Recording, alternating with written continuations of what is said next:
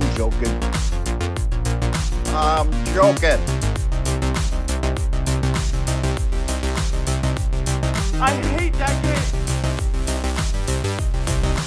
Oh.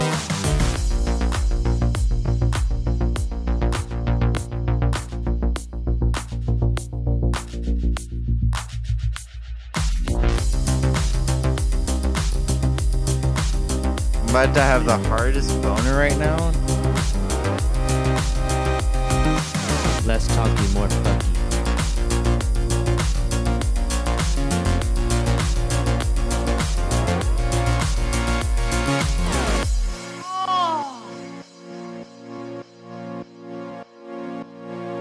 You try to not jerk off while you're watching this movie. Oh, yeah.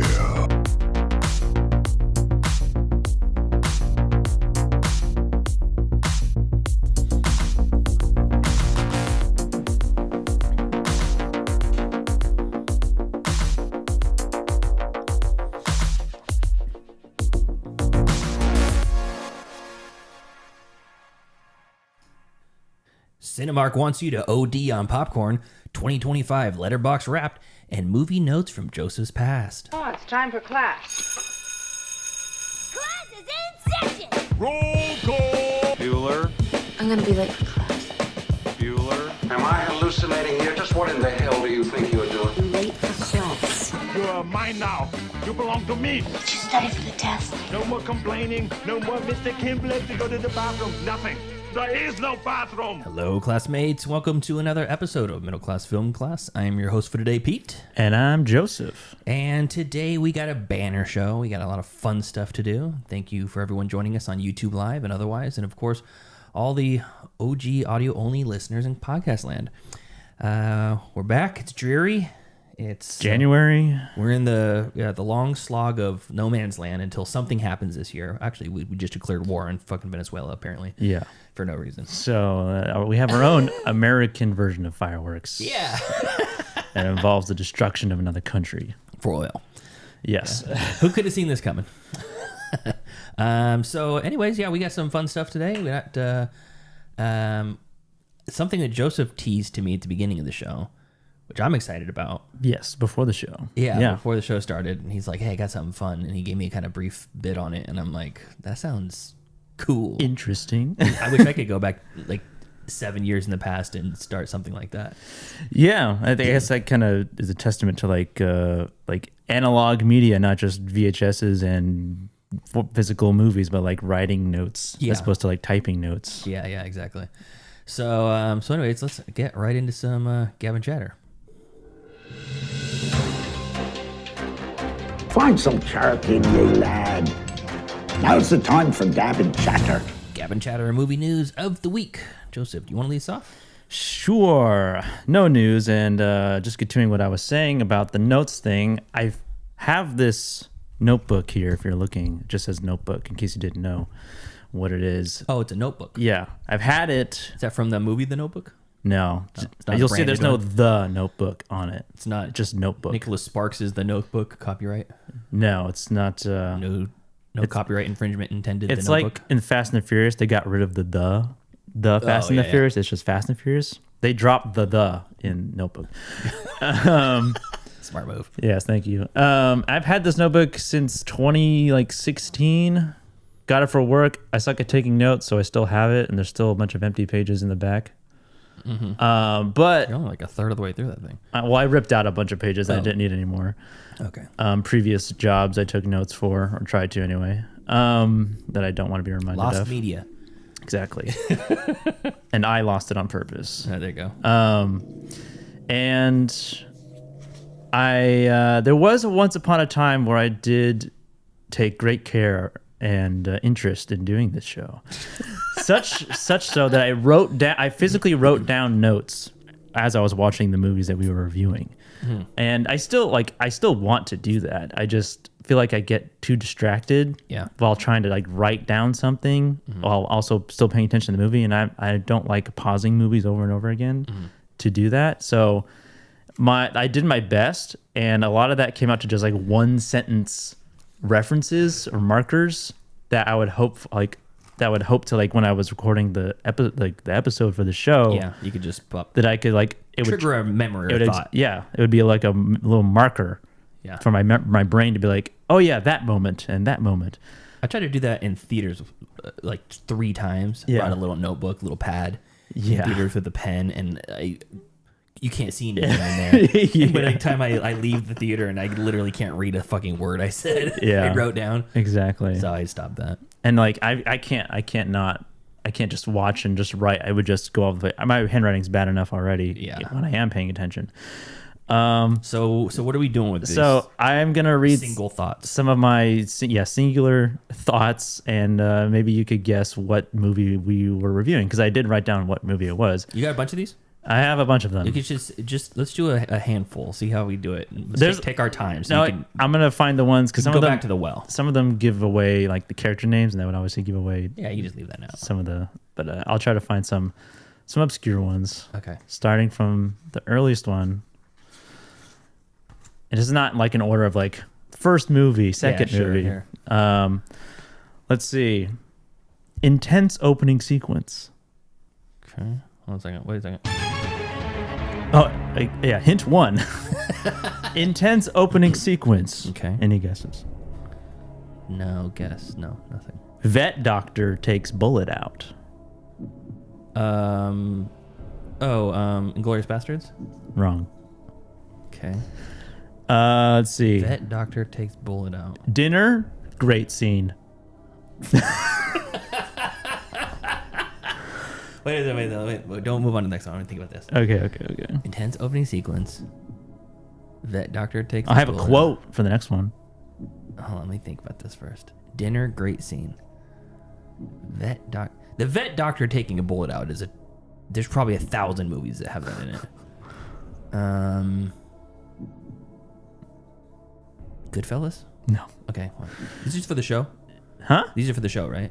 These are for the show. These are movies that we watched for the show. These are movies that we reviewed. Okay, that we reviewed for the show. Okay, Yeah. got it. I'm not going to look at the list, but go ahead. Okay. Next one. I'll give you a quote. I'm tired of the way my boys look at me, and I'm tired of the way you don't. 310 to Yuma. Yes. Very good. Other ones: Christian Bale, Accent King; Ben Foster, the Metro Cowboy; Stagecoach, Smoking a Doobie; Tommy Weak, Tommy Stupid; Tommy Dead. Tommy dead. All right, next one. I love Ben Foster in that one, by the way. Soundtrack stands out. Soundtrack stands. I'm gonna bundle these. Okay. Production design outstanding. Okay. Wants to go home, visibly lonely. Soundtrack stands out. Production design, visibly lonely, wants to go home. And angry. I forgot to mention that. Visibly lonely, angry. Oh, Tyler's in the chat. Hello, Tyler. Oh, what's up, buddy? Interstellar. Are you watching this in the prone position? He's watching this On his back? back to back, as we say. Yeah. Shell to shell. I don't know. I don't have a Suck cut. suck cut. Oh, is this Wayne's World? No. There's a moment in the movie that reminded me of Suck cut. The suck. Okay. Let's see. Suck cut. Let's see. Visions of clones. Visions of clones. Clones expire. That's why he gets sick. What? What is this? New Sam is woke. Oh, Moon. Yes. New Sam is woke. That sentence would make a 17th century peasant's brain explode. This is a very in-depth note. Next one. Okay. I'm blocking my face with the... The editing is something else. Stoker? No. Okay.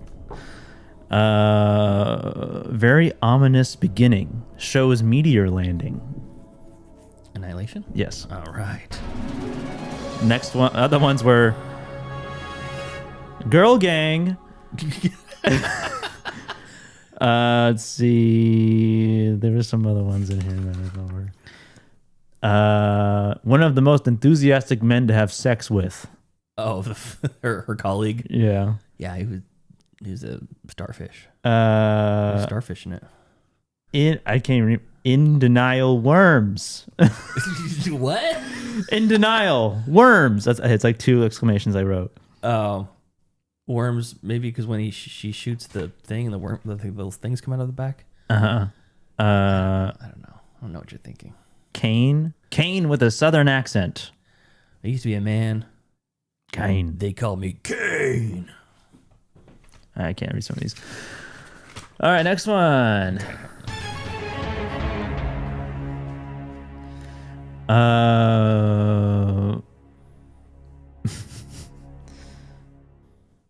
Let's see. Racist undertones. Magic fire. I think that says fire.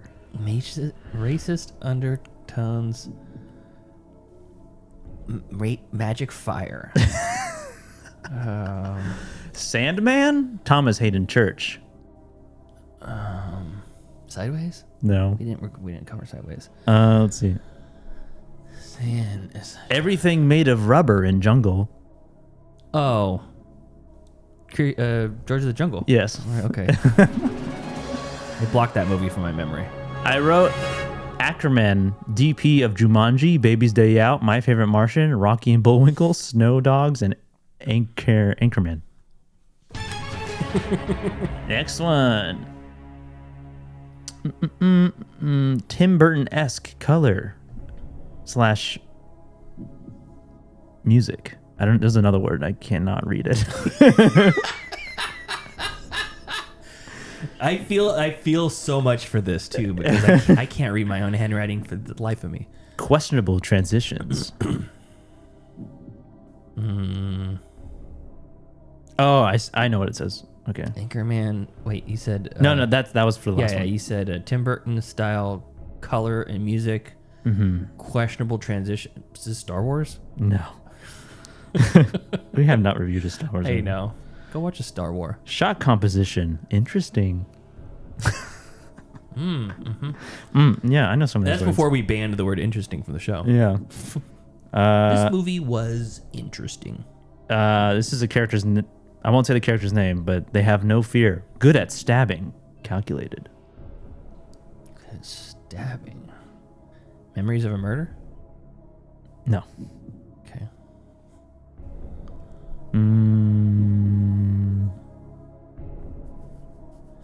Let's see if I can... The funny thing is I had pages and pages and pages of notes too from early in the show. She's just as sociopathic.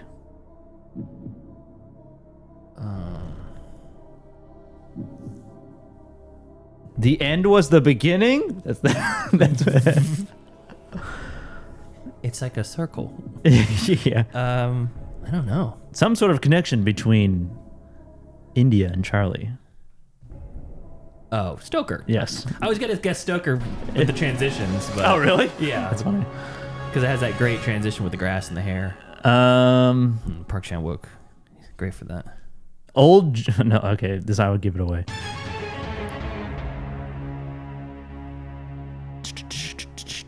Sexism is a thing. I'm getting a lot of good pull quotes from this. Okay, sexism, I think. Okay. Pickle tickle. Masculization. Is that a word? Masculization? No, emasculization is. But the opposite of that. Masculization of women. This organization is almost Nazi-like. What the fuck is this? Good makeup for old people. Ultimate early 90s soundtrack. Pickle tickle. I'm stuck on pickle tickle. It's not Beer Fest. No. Slap it pickle. Everyone's a great dancer in this decade. Crybaby? No. Black people can play too. Not in this movie.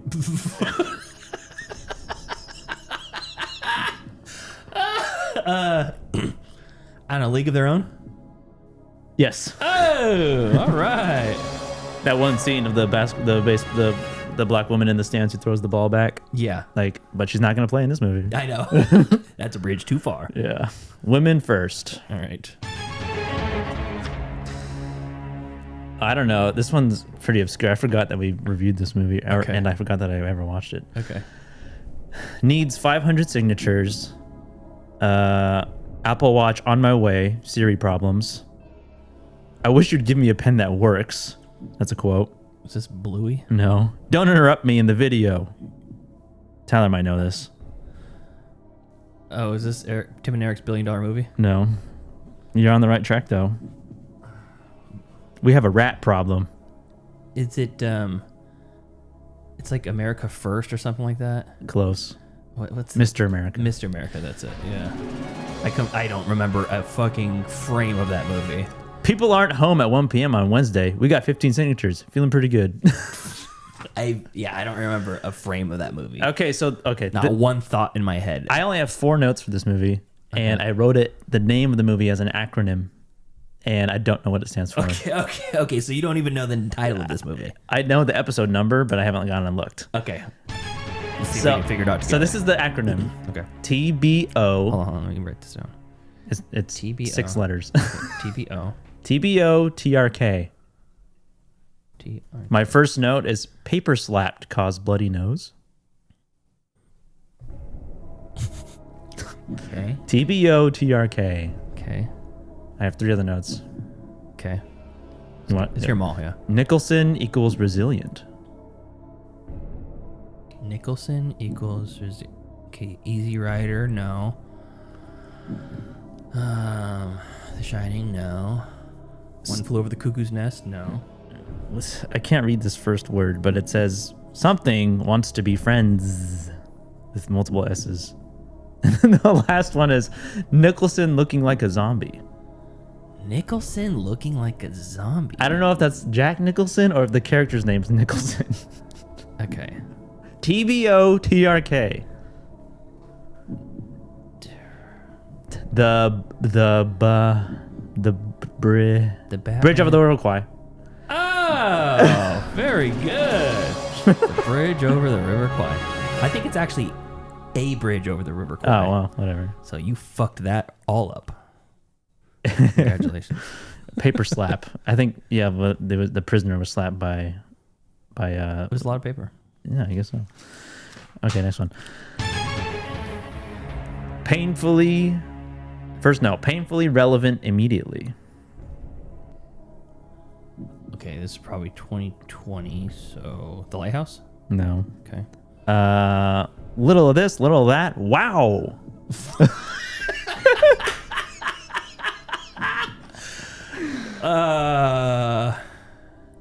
No idea. I have a lot of quotes, and Okay. that would give it away. Okay, yeah.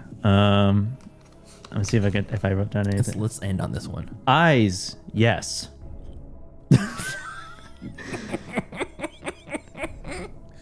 Eyes. Ah, yes. Eyes.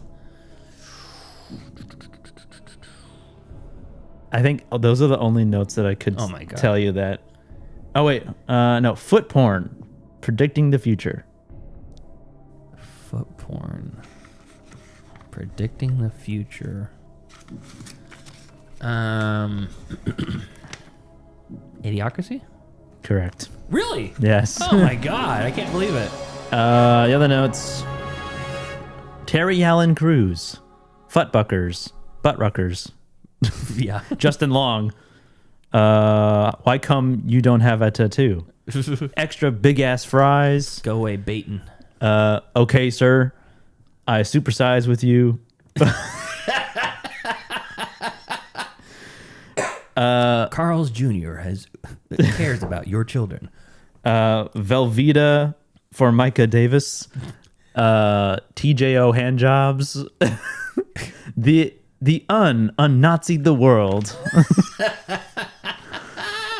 I think I only had like 3 more. You are an unfit mother. Carl's Jr. will take care of your children. Yeah, I mean, I could save these other ones for later, but Well, yeah, save them for later. That's a good one. I only have 3 more movies. That's it? That's it. I mean, three more? 3 more. Yeah. I like it. Maybe we can do like look up reviews of popular movies that are like, you know how Letterboxd, some of the more popular reviews that get the most likes are like The clever ones. Yeah, clever one sentence thing. Yeah. That was great. Yeah. Love it. A little- Messages from the past. A little look back and to our. I used to take like two or three pieces of just printer paper and fold them in half to make like a makeshift book, and then take my notes for the movies on that. And I had stacks of them. I was like, what am I going to do with these? I just tossed them one day. Just kept them in. That's when we recorded remote. And my office was downstairs where the retro room is now. Mm-hmm. And we would all record on Discord, or I don't even know where we did it, how we did it. We're doing Discord, like just audio. Yeah, but it was audio only. And then we all three recorded our tracks separately, and then you emailed them to me. Yeah. And then I laid it on top of each other. Yeah. So. Yeah. Cool. Good stuff. So my story is actual news. This is real news. Okay. None of that fake stuff. Yeah. No fake news on this network. So Cinemark, for its second year in a row, is doing the BYOB Bring Your Own Bucket promotion, where you can bring your own bucket and fill it with popcorn for $5 of any size, up to 400 ounces. So 400 ounces equates to about 3 1/8 gallon of popcorn. So it says the ultimate experience for popcorn lovers during the 2-day event scheduled for January 18th and 19th. Customers can fill any vessel of their choosing up to 400 ounces of movie theater popcorn for just $5 at more than 300 locations at Cinemark's chain. And the interesting thing, the funny thing about this is that this year Cinemark is partnering with Lowe's, and they are recommending that you bring a 5-gallon Lowe's bucket, the blue bucket that you get from Lowe's. Oh, yeah. You know Home Depot has the orange bucket? Oh, yeah. It's like famous. It's on the end of every aisle. You can just grab an orange bucket for like $4 or something like that. They really leaned into that Marty Supreme marketing campaign. Yeah, exactly. But Lowe's has their own, and they're blue. They're a little bit shinier and a little bit heavier duty for my money. And they says that the 5-gallon Lowe's bucket is the only vessel that's exempt from the 400-ounce limit. Because it's 3.1 gallons is 400 ounces, but this is a 5-gallon bucket. You can get 5 gallons of popcorn for $5 if you get the Lowe's bucket and bring it in. Oh, okay. You buy, it's a cross promotion. It's synergy, you see. Is this a Lowe's sponsored event? Yeah, Lowe's is co-sponsoring. Wow. Yeah. Amazing. Tyler says, I know a vessel that I don't need to buy. I don't know what that means. I know a vessel that I don't need That to seems buy. sexual and ominous. Guests do not have to purchase a ticket to take part in the BYOB promotion. You can just go there and get popcorn and leave? Yeah, then just put it in a trash bag. You can go in with a fake mustache an hour later, get another 5 gallons, and then fill up an entire popcorn or a garbage bag full of it. For my birthday this last year, listener Ryan, friend of the show, friend in real life, Ryan, he got me Cinemark popcorn in a gigantic, like a garbage bag. Oh. It was Cinemark, it's like a to-go branded thing you can get for gifts. Oh. And they fill up this bag that's got Cinemark stamped on it, and it's probably 3, 4, 5 gallons, something like that. Jesus. Wow, listen to the rain. Oh, it's dumping out there. Holy moly. This just in. Coming down good. Meteorologist Tyler is out for the season. Yeah, exactly. So, but that's honestly, that would be not a bad idea. Go in, 2 separate people, 2 5-gallon Lowe's buckets. You fill them up. You take them home. You put them in like a big garbage bag, non-scented garbage bag they can seal. Yeah. Or multiple, gallon Ziplocs or something like that. And then just store them away. You have free popcorn. Well, not free, but $10. Yeah. This is a quote from Wanda Gearhart, Okay. Cinemark's chief marketing officer and content officer. Quote, last year's Bring Your Own Bucket event for National Popcorn Day reimagined what this holiday could be for all movie lovers, as people showed incredibly creativity with their vessels and made the celebration truly unforgettable for both guests and our theater teams. If you had to pick a vessel, what are you gonna fill popcorn with? Just anything? Yeah. A duffel bag. A duffel bag. A duffel bag of popcorn. What else is in there? Anything? Just a In the freaking bag? Yeah. Oh, no, I'd empty out the bag. Think of the contents. Trader Joe's tote. I have a couple of decorative like fish bowl things, like giant glass bowls for like punch. Yeah. That would be fun. I don't know. Like a Motorcycle helmet. like a washing bin, like those metal like tin washing bins. Jesus Christ, it's really coming down. We're right outside this window. For one, it's raining on the window. Hold on, let's see if I can get a. I don't know. That's pretty You short. Turn the window right behind you. Oh yeah, let's look at this. I don't know if it's gonna be too bright to see. It's hailing. Oh, is it? It's hella bright. It's hella bright. What? You can't see it? Well, it's because we're exposed for indoors. Just believe us when we tell you that it's hailing outside. Trust me, it's hailing. Trust me, I wouldn't lie about something like this. Yeah, maybe a motorcycle helmet. Motorcycle helmet, some shoes. Shoes. Shaq's shoe. Fill up a guitar body, just cut the strings off. Oh, yeah. Just come in with the strings and a wire cutter and cut it in front of them and fill the guitar body. Yeah. Just to fuck with them. On January 18th and 19th, guests can also purchase bottles of limited edition butter-flavored Chardonnay. Ew, whoa. What? In addition to mounds of discounted popcorn, Cinemark's Bring Your Own Bucket Jesus. event Can you chill? Jesus. is offering several promotions for guests, including sweepstakes on social media, discounted gift cards and beverages, and an online popcorn bucket fill-up game for a chance to win more free popcorn. Oh, okay. It says more free popcorn, but there's no free pop. None of this popcorn's free. In essence, it's free because you're getting so much of it. I don't know. All right. Anyways, that's all I got. Do you guys want to talk about our Spotify Wrapped? Our letterbox wrapped. Sorry, Letterbox Wrapped. You have yours queued up, right? It dropped. The letterbox wrap dropped yesterday, January 2nd, and I'm not super impressed with my wrap this year because I'll watch the Harry Potter franchise, and that will like stack my What, like most watched actor? most watched director with just the cast, because everybody they're just like Alan Rickman. It just appears as my most watched actor because I just watch those movies and I log them. So another reason why I'm not. Oh yeah, this 2026 you're not logging. Not logging rewatches. Yeah. So just new watches for me, because my most watched directors were Tim Burton, Peter Jackson, and Sergio Leone, because we watched a bunch of Westerns. Spaghetti Western March. Is that when it was? April, I think. Spaghetti Western April? Yeah. Yeah. My top directors were Werner Herzog with 7. Chad Stahelski, because I watched all the John Wicks, 4. Sergio Leone, 4. And then the two Paul Andersons side by side. Look, Paul Thomas Anderson and Paul W.S. Anderson side by side. Okay. That's fun. Huh. The Paul W.S. Anderson movies were AVP Requiem, Event Horizon, and In the Lost Lands, which made my bottom 5 of the year. Okay.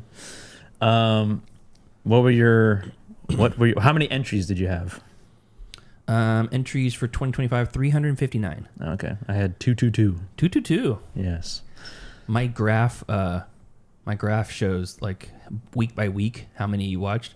You can see when I started playing Dead by Daylight. At the end of the year, it just stopped. Look at this. Just goes down. Yeah, completely like right around here.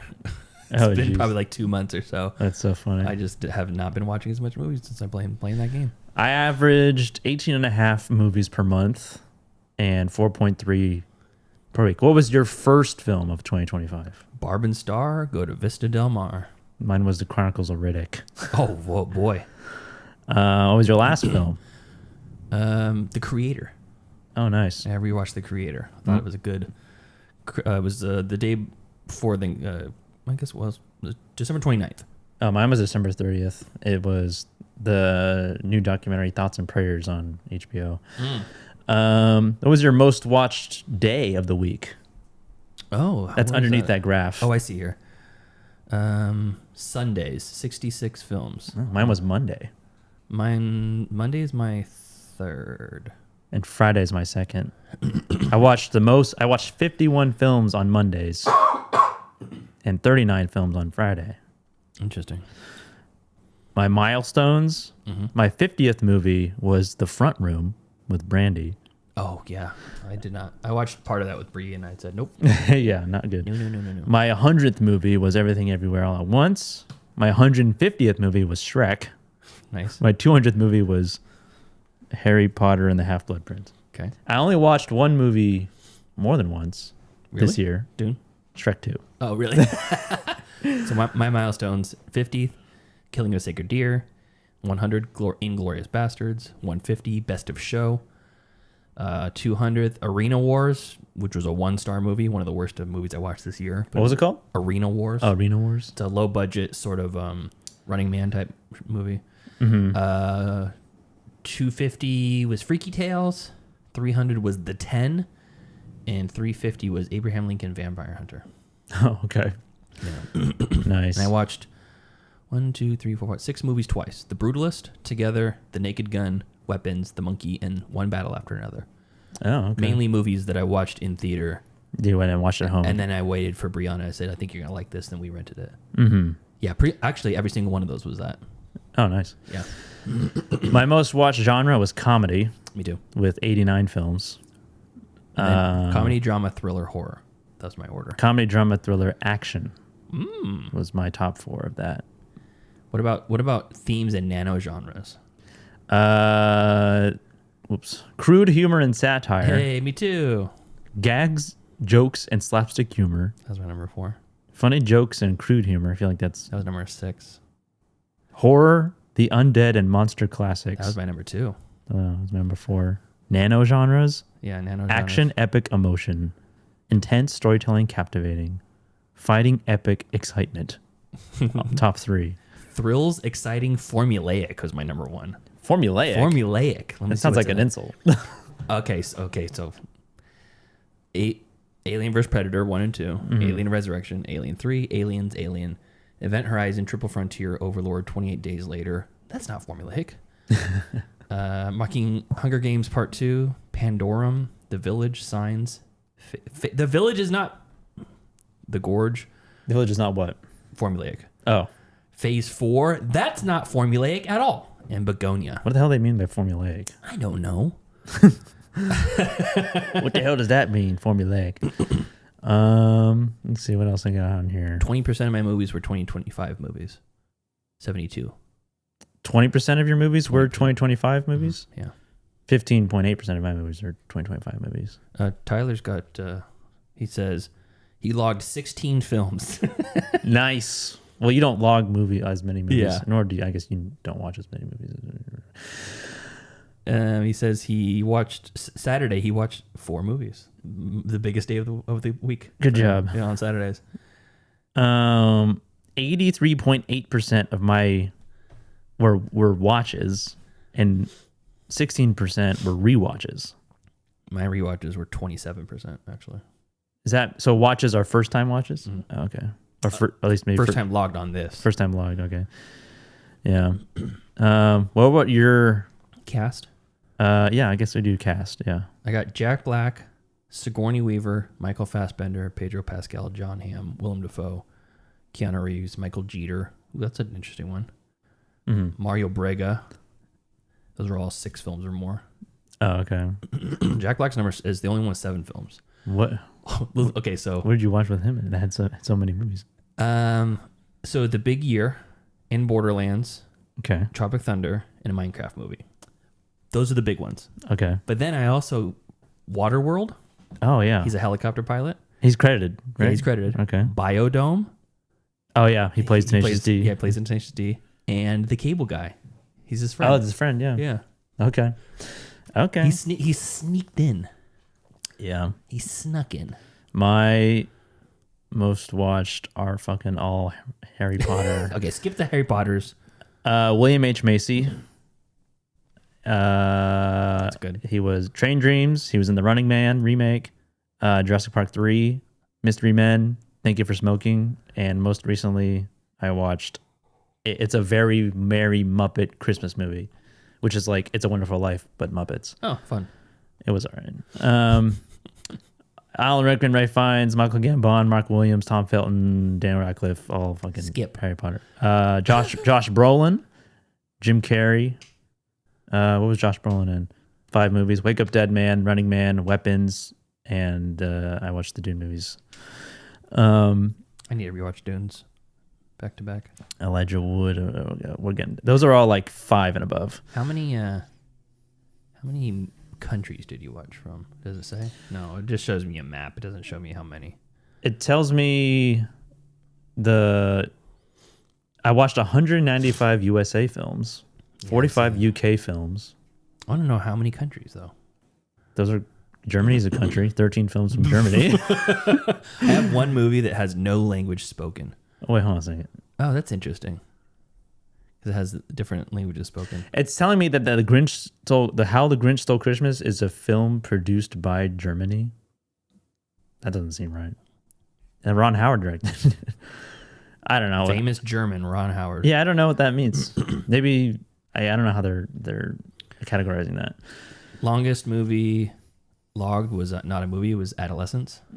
Oh, where's that stat? A little further down, Like below the cast and crew and stuff. My most liked review. Oh, here we go. Wait, no, that's a world map. Most liked review. Wild Robot, 5 likes. I did not expect to come out of this dehydrated, but here we are. That means I came buckets. I did not expect to come during this movie. Yeah.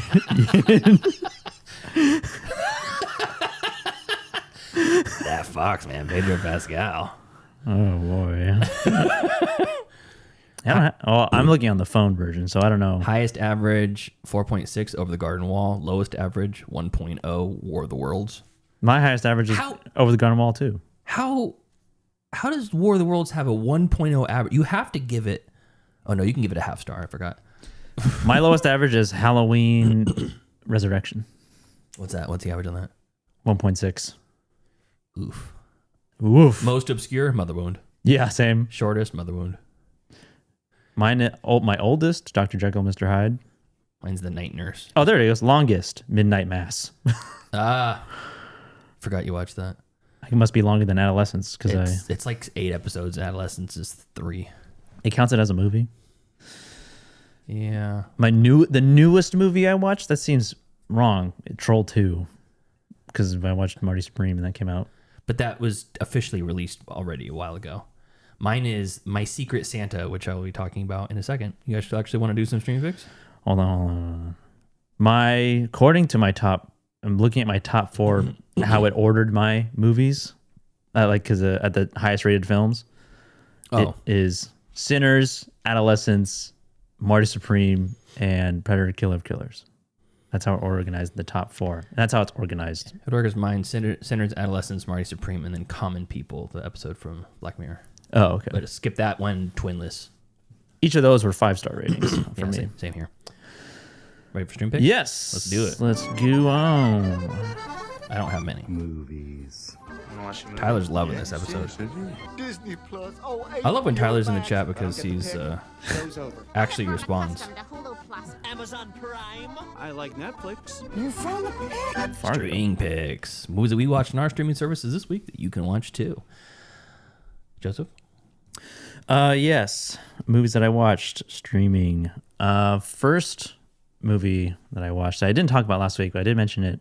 And it's streaming on HBO Max now. Sorry, Baby. Mm-hmm. And it's written, directed, and starring Eva Victor. And it is about a woman in this small New England town who lives in like this kind of rural area. It's like she has like one neighbor.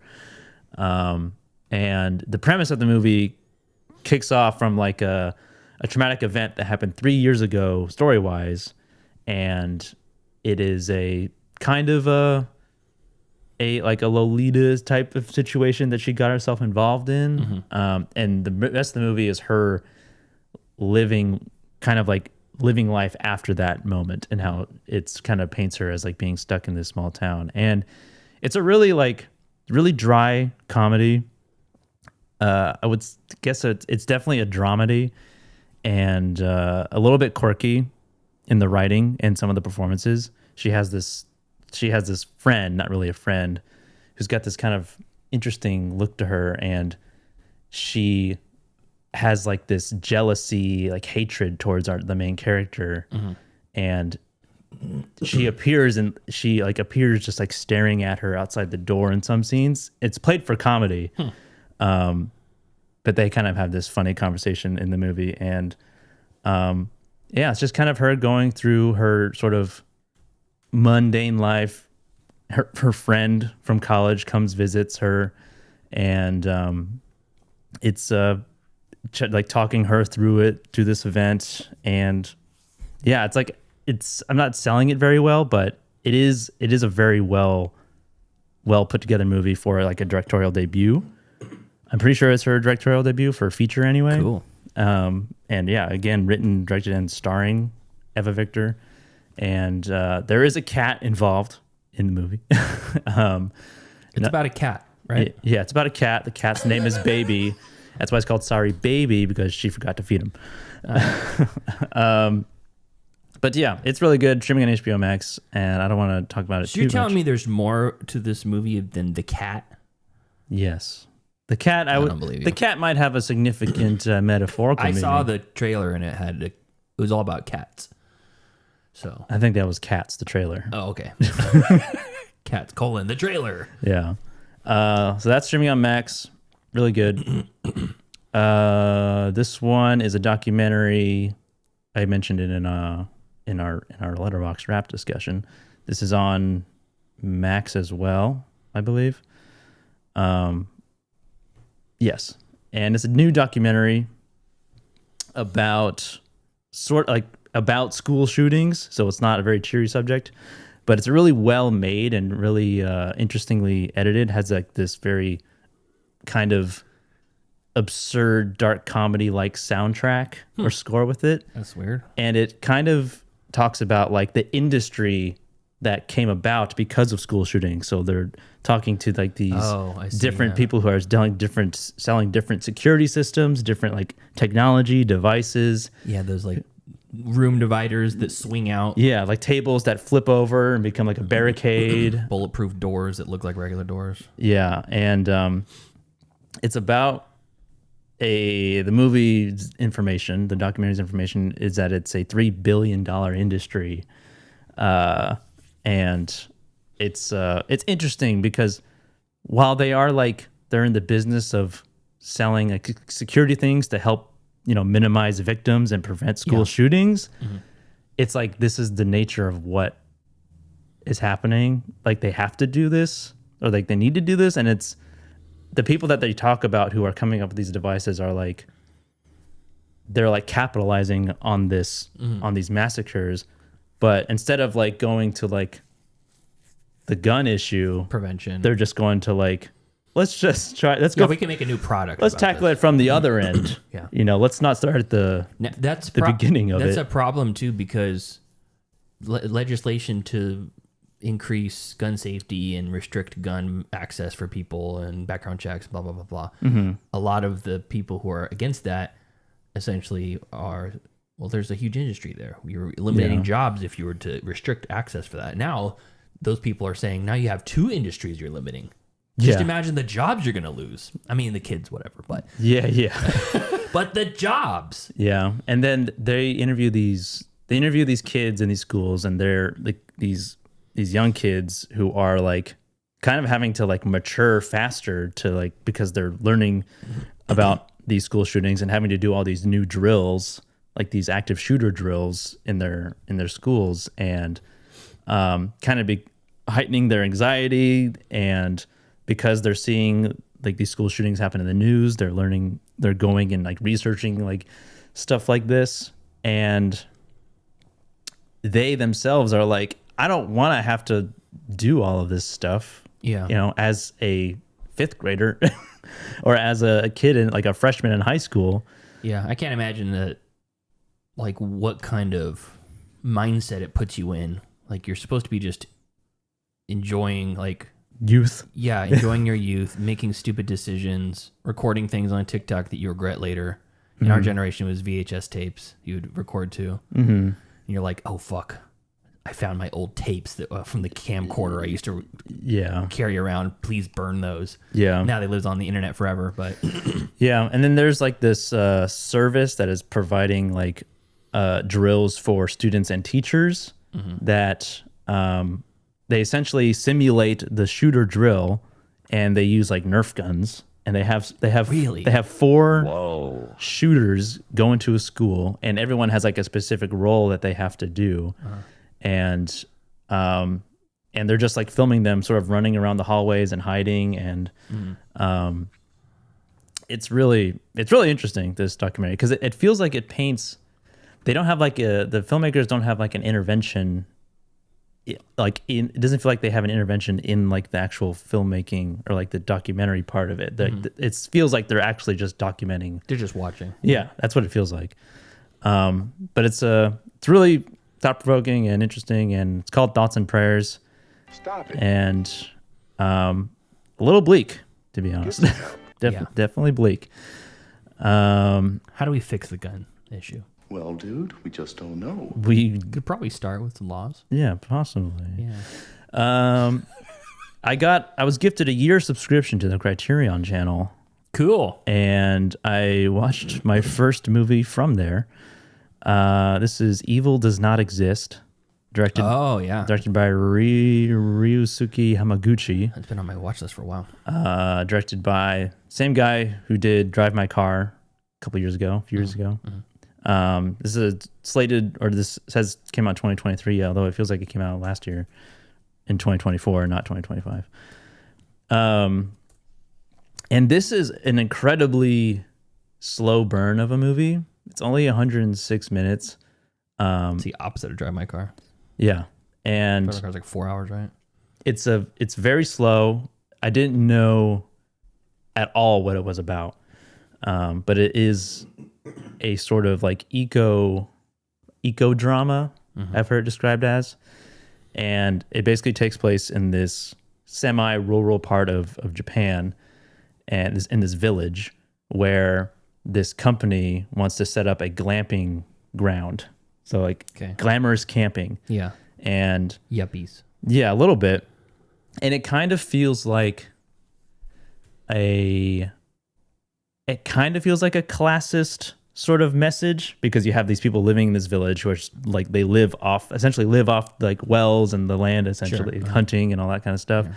And then you have this company that I think we're going to truck some rich assholes out here. And stare at you. Yeah, exactly.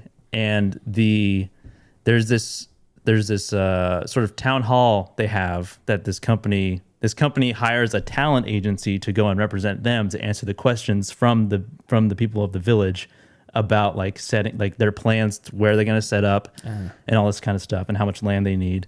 And the people of the land, the characters that we follow, like they know the land the most, obviously, and they're presenting their qualms with it, like where they can put the septic tank for this thing.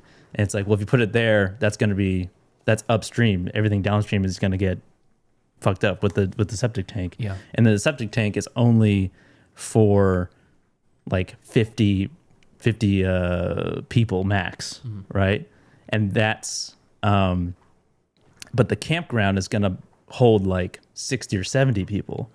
And so one of the questions from one of the people in the town are like, so why not have a bigger septic tank? I was like, well, this is only for about 50-60% occupancy at a time.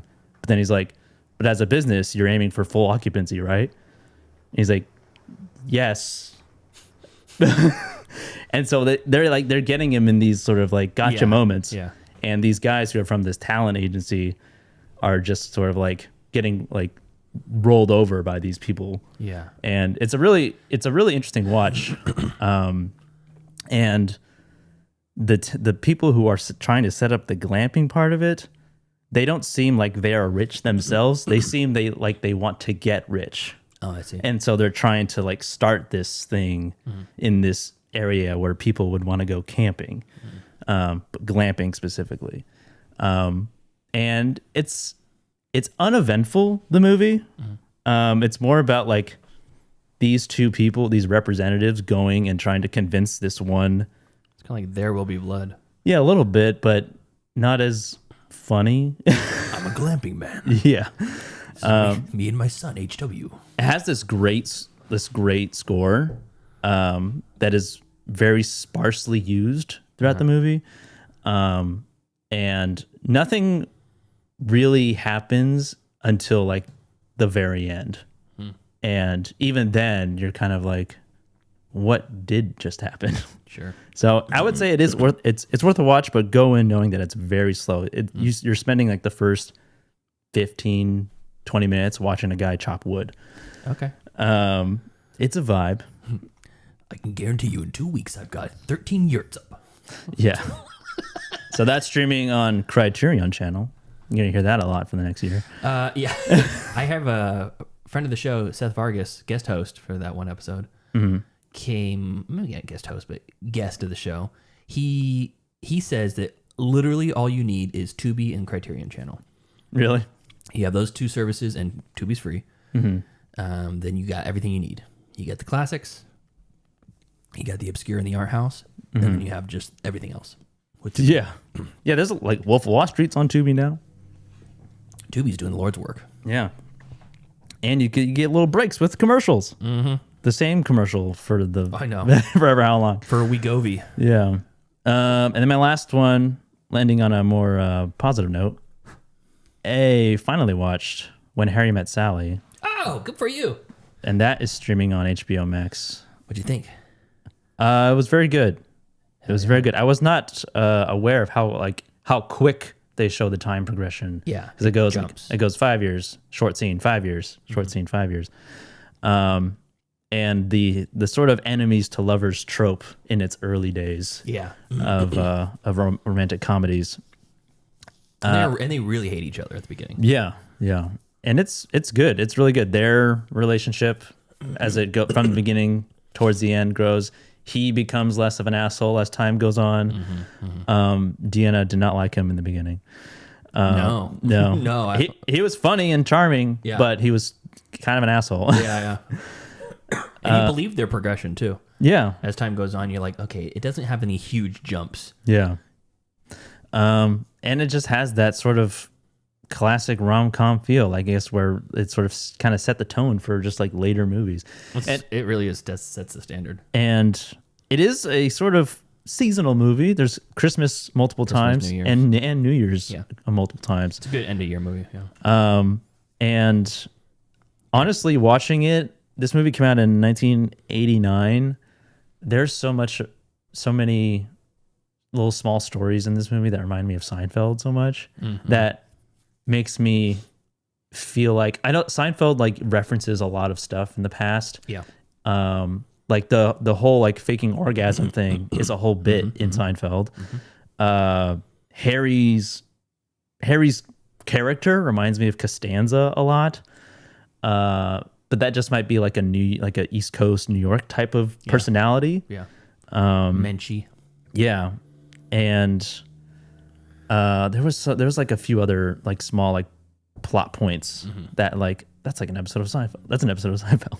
Yeah. But again, they're in New York. Yeah. A lot of the time. I could see there's a Venn diagram where a lot of that is crossover. Yeah. But it was a very Carrie Fisher. Yeah. Right. They added Bruno Kirby on the HBO. On HBO, they added In Memory of Rob Reiner, and that's nice. In the very beginning of the movie, it's my favorite rom-com of all time. Yeah, I think it's like that and Moonstruck, very different tones, very different vibes, but also kind of enemies to lovers in Moonstruck. Yeah, there's some great lines. I lost my hand. Yeah, there's some great lines in this movie. Very quippy characters. Yeah, they have good banter. I'll have what she's having. Yeah, it's a classic. That's an all-time line. I know. I've always known that it was from this movie. What do you think about the entire scene? It's a good scene too. Oh yeah, when she starts, you're like, what is she doing? Yeah, I mean, I knew what was coming. Committed too. I knew it was gonna happen just because this movie's been in the in the zeitgeist for so long, and I've seen it referenced so many other times. I didn't quite buy her doing that as the character, just a tiny bit. Like she's with this guy, is she trying to like show off on him or something like that, or embarrass him or humiliate him or something? Because that's pretty early on in their relationship, right? Well, I mean, she's trying to prove that, like, yeah, because he's like, I know when a woman does it. Yeah, and she's like, really? And then she gives this performance. It's just a really committed performance, is what I'm saying. She's embarrassing herself more than him. Yeah, to some people. Yeah, I agree with that. I think it's great, but I don't know. I think at that point in the story, I don't think you'd seen. Maybe that's the point. Maybe you're trying to show that she's that ballsy. Yeah, but yeah, and it was. I feel like it was Deanna's kind of favorite type of romantic movie, because when she watches a show, reads a book, or watches a movie with two characters that are like enemies to lovers trope, she will a lot of the time lose interest when they get together. Mm-hmm. So I think it made it better that only happens at the very, very end of this movie. Yeah. Spoilers. Like, for example, she was watching that show Bones, like that old like crime, like network crime show. Okay. She stopped watching as soon as they got together. Really? Yeah. That's funny. Yeah. She likes the tension. She likes the tension between characters, but not like actually them getting together. Tyler says that Nosferatu is his favorite rom-com, and that Bruce opened his eyes to the fact that it could be a rom-com. Oh. Bruce was not a huge fan of Nosferatu. He thought it was goofy. Bruce. Perky. Oh. Okay. But the faces. I think it was the Lily Rose Depp faces. Yeah, people are... It's kind of polarizing. People think it's a bad performance. I thought it was great. I thought Billy Scars with the Slavic mustache was great. Yeah. The period accurate, lore accurate, period accurate dick. Yeah. The dick had a mustache. Yeah, I saw that. Yeah. What do they call it? A gherkin? What is that? Merkin. It's a merkin, yeah. What's a gherkin? Is that a pickle? It's a pickle. Okay. The gherkin with a merkin. But yeah, those are my stream picks. All right, great. So for my stream picks, I have one that was highly anticipated from me. A horror movie shot from the perspective of a dog, Good Boy. Dog. From 2025, directed by Ben Leonberg. This is streaming on Shudder and AMC right now. This was not as good as I had. I think there was a lot of hype about this, and it seems like a novel concept. So whatever, you're gonna.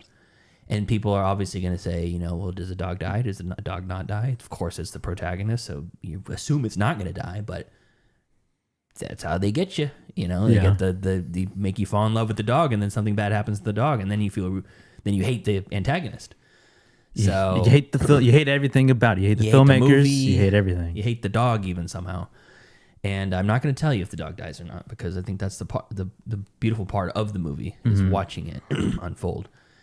And through most of the movie, you don't even see the humans' faces at all.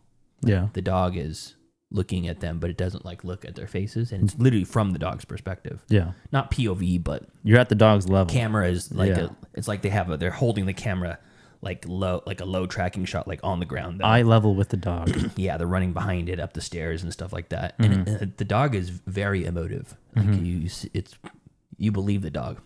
You believe it. That's a good dog. It's good editing to go along with it. I think that makes the movie. But interesting use of shadows, interesting use of lighting, and the story I thought was pretty good too. Like there's a moment like in a human haunted horror ghost story, like you see ghosts walking through the house or whatever, and they're humans, obviously. In this one, he sees a ghost dog. Ghost dog? A ghost dog. Way of the Samurai? Yeah, not Forrest Whitaker. Yeah. And you're like, oh, that would make sense. That makes sense. He's seeing a ghost dog. Yeah. And it actually makes sense for the story, too. So I thought it was very good. Is it their previous dog they had before him? No. Oh, okay. No. So the synopsis: a loyal dog moves to a rural family home with his owner Todd, only to discover supernatural forces lurking in the shadows. As dark entities threaten his human companion, the brave pup must fight to protect the one that he loves most. And it's probably like bordering 3.5 stars. I think it's a really good production for an indie film. So I would probably give it like the edge to go like 3.5. I think it took him like 2 years to make it or Really? something. Because the nature of filming with A their dog. Oh, it's their own dog? It's their own dog. Oh, okay. Yeah. It's very good. It's a great feat for a film.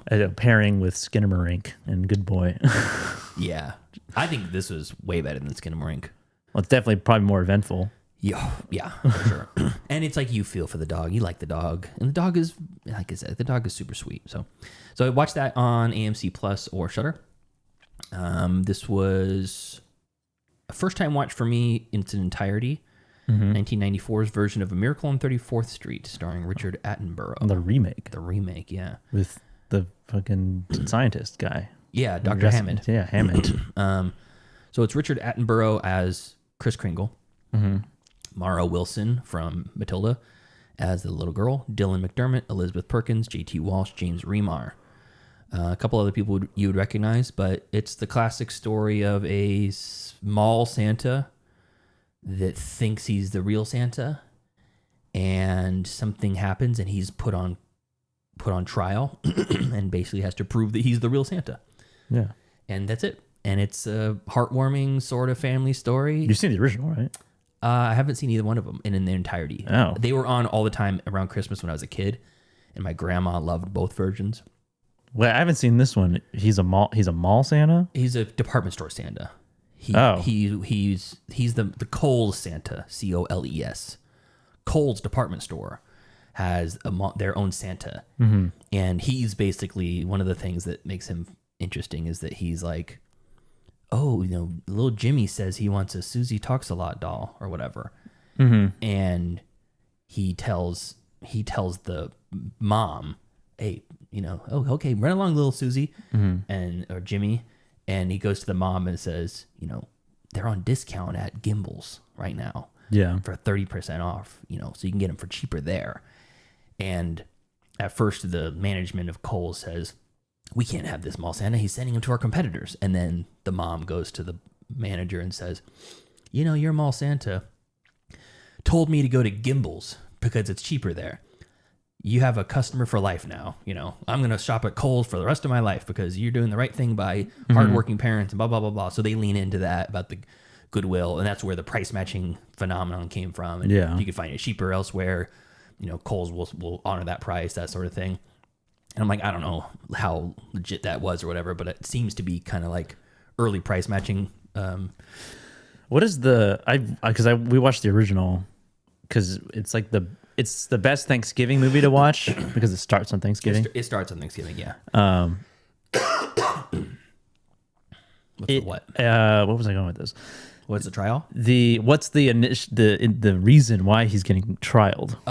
The first Santa Claus that he basically supersedes is hired by the competitors. Like there's a evil corporation that wants to buy Kohl's. Oh, okay. So they want them to fail, much like Major League. And they want them to fail so that they can buy it for cheap. Yeah.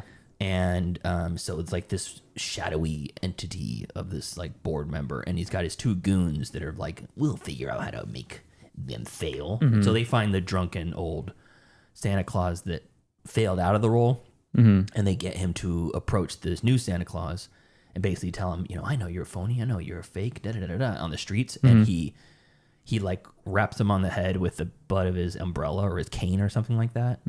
He's like feels like he's assaulted, and I don't think he actually hits the guy, but the guy like takes a fall. Yeah. And everybody sees it, and the two goons were like, look, that's the Kohl's Santa Claus. He just assaulted that man. Oh, we should call an ambulance. So he gets arrested for assault. And I don't know how that evolves from an assault hearing to I'm Santa Claus, prove it. Prove you're Santa Claus. Yeah. But that whole trial is great. I love the whole proving of something that you can't, and it gets personal with the defense or the prosecuting attorney, and they bring his wife in as a witness and stuff. And it's like, did you tell your daughter that Santa Claus is real? No, I didn't. My husband did. And then he's like, "You're embarrassing me." Oh, James Remar. Yeah. So it's cute, fun. It's not like it's not like an all-time classic. I think the story is, but I imagine the This first version of it. Yeah. Oh, okay. And this is written and produced by John Hughes. Oh, okay. Directed by Les Mayfield. Les Claypool. Yeah. Whoa. Les Mayfield, who did Flubber, Encino Man, Flubber. Blue Streak. Classic. Yeah. And then Codename The Cleaner. Oh, one was one of the worst movies ever. No. No. And then 2010, The Odyssey Continues. That's the sequel to 2001. Wow, what a...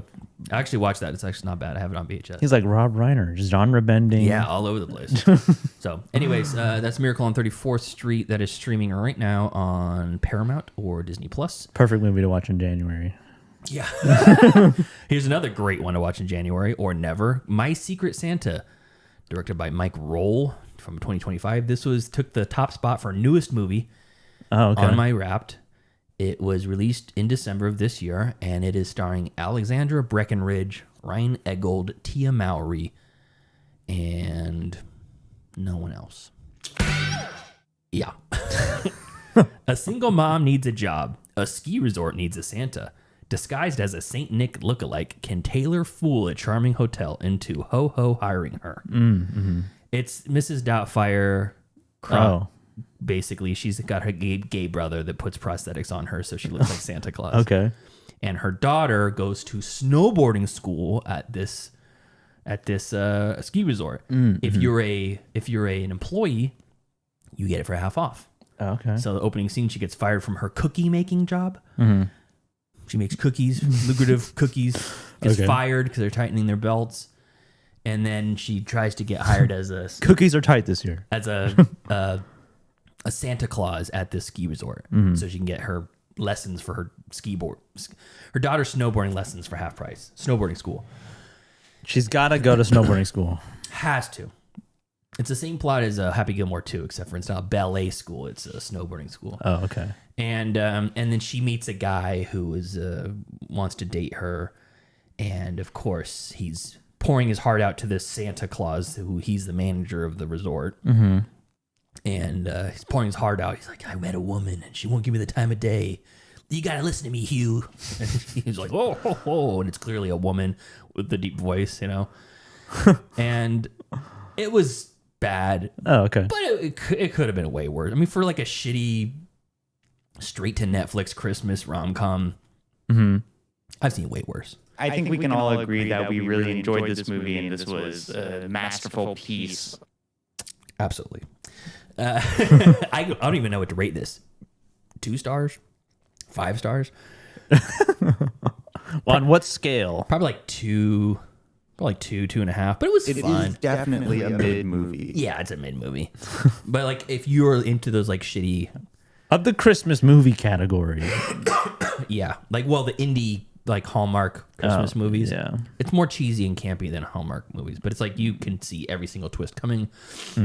You're like, oh, they're gonna go. He's inviting her to the gala, and she's finally opening her heart to him. Oh, but the mall Santa's supposed to be there too. Oh, I guess she's gonna be changing in the bathroom, and sure as shit, her gay brother's in the bathroom, ready to help her change back and forth between Santa Claus and Taylor. Yeah, so My Secret Santa streaming on Netflix. Okay, can you believe it? All right, that's all I got. Oh, really? Anything else, Joseph? No. Well, I mean, I did watch Begonia, but we'll talk about that next. Yes, I don't have nothing left. So, yes. So, thank you to our cool guys, Yard Duties over on Patreon. That's Javier, Heather, Michael, and Chris. If you want to support us on the Patreon, you can do so at patreon.com/middleclassfilmclass. Tyler, what are your streaming picks? He says... Did you mention them already? It's kind of funny. Welcome to the 34th Street. Oh, One Battle After Another and Sinners. Finally. You watched them? He watched both of them. Right. Send us... How about this, Tyler? It's a new year, new you. New back. January 3rd. Log them on Letterboxd and then send us your reviews, and I'll do it. Log them, damn it. Or you can even send in an audio bite of it, and we could do a Tyler reads his own Letterboxd reviews. Well, log more. The rest of the movies that you watch, log them. So if you did this, Tyler's in the chat, and he says, I already did log them. on Letterboxd, I want you to do an audio recording and send it to the chat or email or whatever. It's just going to sound like this. Or use the professional equipment you have in the house. You have the Ugly Truth Central there.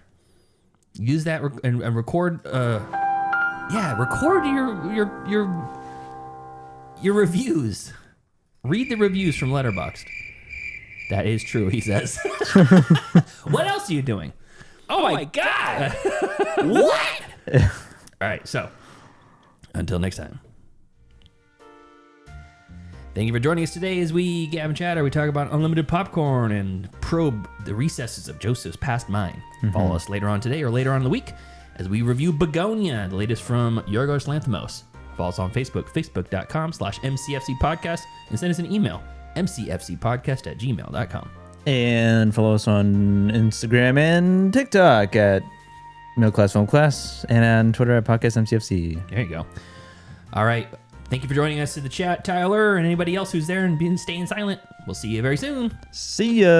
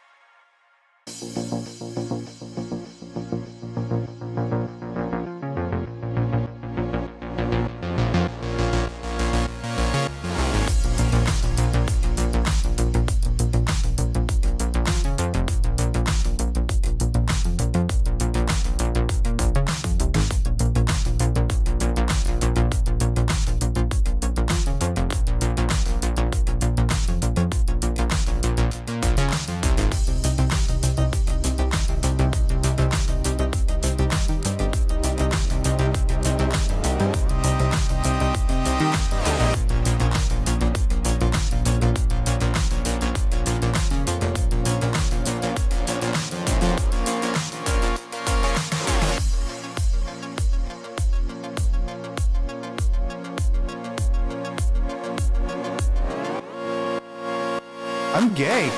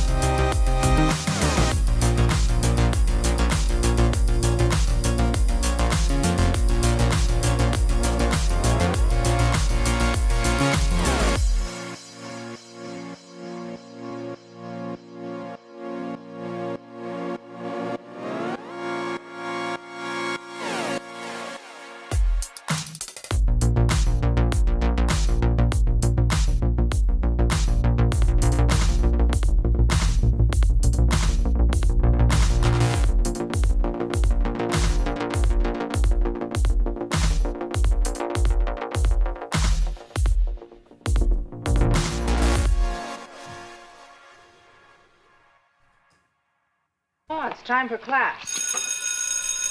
Class is in session! Roll call. Bueller. I'm gonna be late for class. Bueller. Am I hallucinating here? Just what in the hell do you think you're doing? I'm late for class. You're mine now. You belong to me. Did you study for the test? No more complaining. No more Mr. Kim left to go to the bathroom. Nothing. There is no bathroom. Hello, classmates. Welcome to another episode of Middle Class Film Class. I'm your host for today, Pete. And I'm Joseph. And today we're going to be doing a review episode on a new release movie, 2025. It just hit HBO Max? Peacock. Peacock, that's it. Just hit Peacock. And this is the newest Yorgos Lanthimos movie starring Emma Stone and Jesse Plemons. And who is the other guy? Aiden, I want to say his name right. Aiden Delbus, who I liked a lot. Yes. This is a remake of a movie called Save the Green Planet from 2003, loosely. This is Begonia. It all starts with something magnificent. A flower, then a honeybee. The workers gather pollen for the queen. Good morning, Clark. But the bees, they're dying. And that's the way they planned it. To make us the same as the bees. Let's go get him. But it is not in control anymore. We are.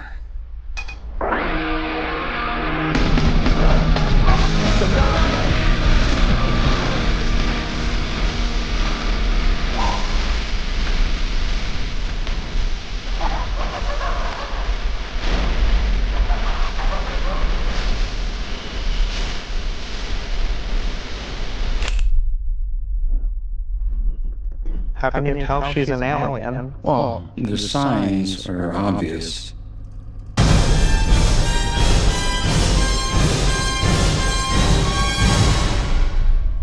It all starts with something magnificent.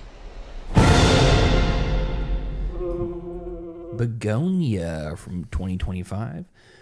Written by, let's see who wrote this one. I know it was not Yorgos Lanthimos. It was written by the original writer / director, Jang Joon Hwan, and also Will Tracy, who did writing for Succession. He wrote The Menu, 58 episodes of Last Week Tonight with John Oliver, and The Onion News Network, 11 episodes. All right. Yeah, interesting. I think it was really well written. I like the dialogue in this. Directed obviously by Yorgos Lanthimos, the most beloved and divisive Yorgos Lanthimos. Yes. Who is, I guess, probably most recently most well known for Poor Things. What would you say his most accessible movie is? This or The Favorite? This is probably, I would say, The Favorite. I don't know. It's funny because I had this thought after watching it. I was like, this is probably the least weird other than the favorite, I think Begonia. Yeah, I think these two are going to be talked about as far as like the most accessible, easiest to access sort of. I mean, I guess Poor Things is as well. No. But like, no way. Yeah, I mean, plot wise, they put the brain of a baby into an adult, and the adult starts fucking everything. Well, yeah, there you go. That's it. No one wants to watch that. That's not what I'm saying. No normie. I'm saying like understandable, like easily digestible. Oh, as far as like concept. So the one line plot. Yeah, the high concept, as opposed to like The Lobster or Sacred Deer. Yeah, which are very more like heady conceptual type of things to more deeply analyze. I mean, I get that. I'm just saying accessible, like a normal, straightforward. The favorite and this Begonia are probably the least weird in that regard, where you don't have to do too much heavy lifting to fully understand everything. Yeah, so we were introduced to Yorgos Lanthimos probably from Dogtooth, where he really started making waves, 2009, and then The Lobster, Killing of a Sacred Deer, The Favorite, Poor Things, Kinds of Kindness, and now Begonia. Yeah. And like when he found Emma Stone in The Favorite, he was like, that's it. That's my muse. That's all that's it. Every movie has to have Emma Stone in it now. And Emma Stone has joined the ranks of such high-ranking actresses with long, luxurious hair who shave them off for a role, like Natalie Portman for V for Vendetta, Anne Hathaway for Les Miserables, Demi Moore for G.I. Jane. You know the ones you can think of? That shave their head. Like in the movie, they shave their head. Because there's actresses, like in Black Panther, there's some of the characters have a shaved head, the warriors. That's their character. Like they've already that's established, but the actresses themselves. Jackie Chan, Shanghai Noon. What? Did he shave his head for that? No, they cut off his ponytail. Oh yeah. I don't know. I mean, obviously that wasn't his real ponytail. I'm sure there's more that I'm missing that are obvious, but that's a letterboxed list. Movies where the main character woman shaves her head in the movie. I think Joseph Gordon-Levitt counts in 50-50 because he had luxurious hair too. He was kind of known for having that long, Keanu Reeves-esque skater hair, and then he shaved his head for that in a scene. Yeah. It has to be done in the scene. In my opinion. In the movie. And it was interesting the way they do it in this too, because they don't make a big thing out of it. It's like hurry up, get it done. It's like it's more of a time thing for their end to like it just has to be done. It's not like their hair. We're getting into plot details now, but like holds a significant power for the character. Like it's not like a Rapunzel type situation or a V for Vendetta type of moment. So the synopsis. Let's see here.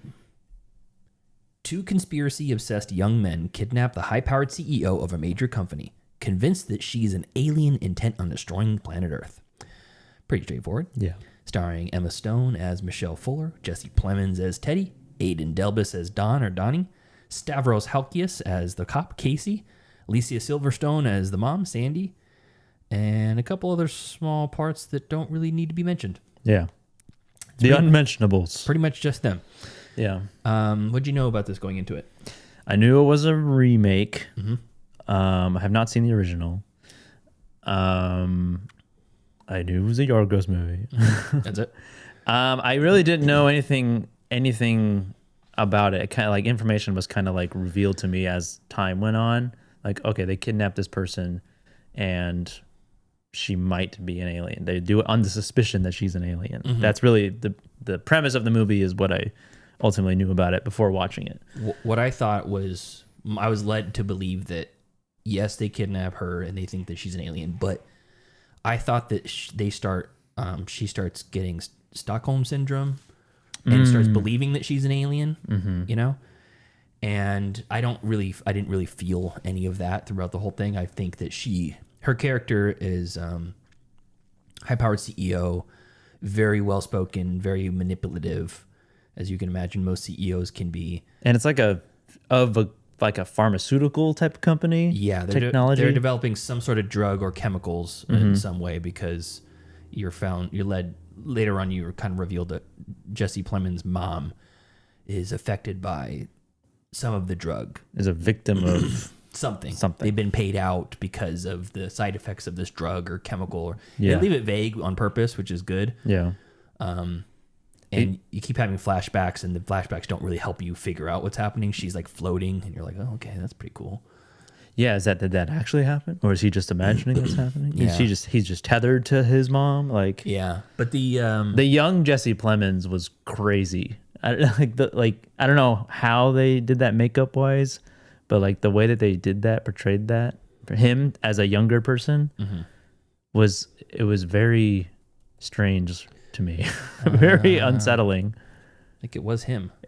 Yeah, they didn't have a different actor for him. They just somehow changed his face. They like made him shorter. Yeah, we don't know the way they shot it. But she's a persuasive. She's cool under pressure, and she's in a very high pressure situation, kidnapped by these two psychopaths. Yes, or one psychopath and one neurodivergent autistic cousin who is being pulled along, unfortunately, for this ride and this kidnapping, and she's.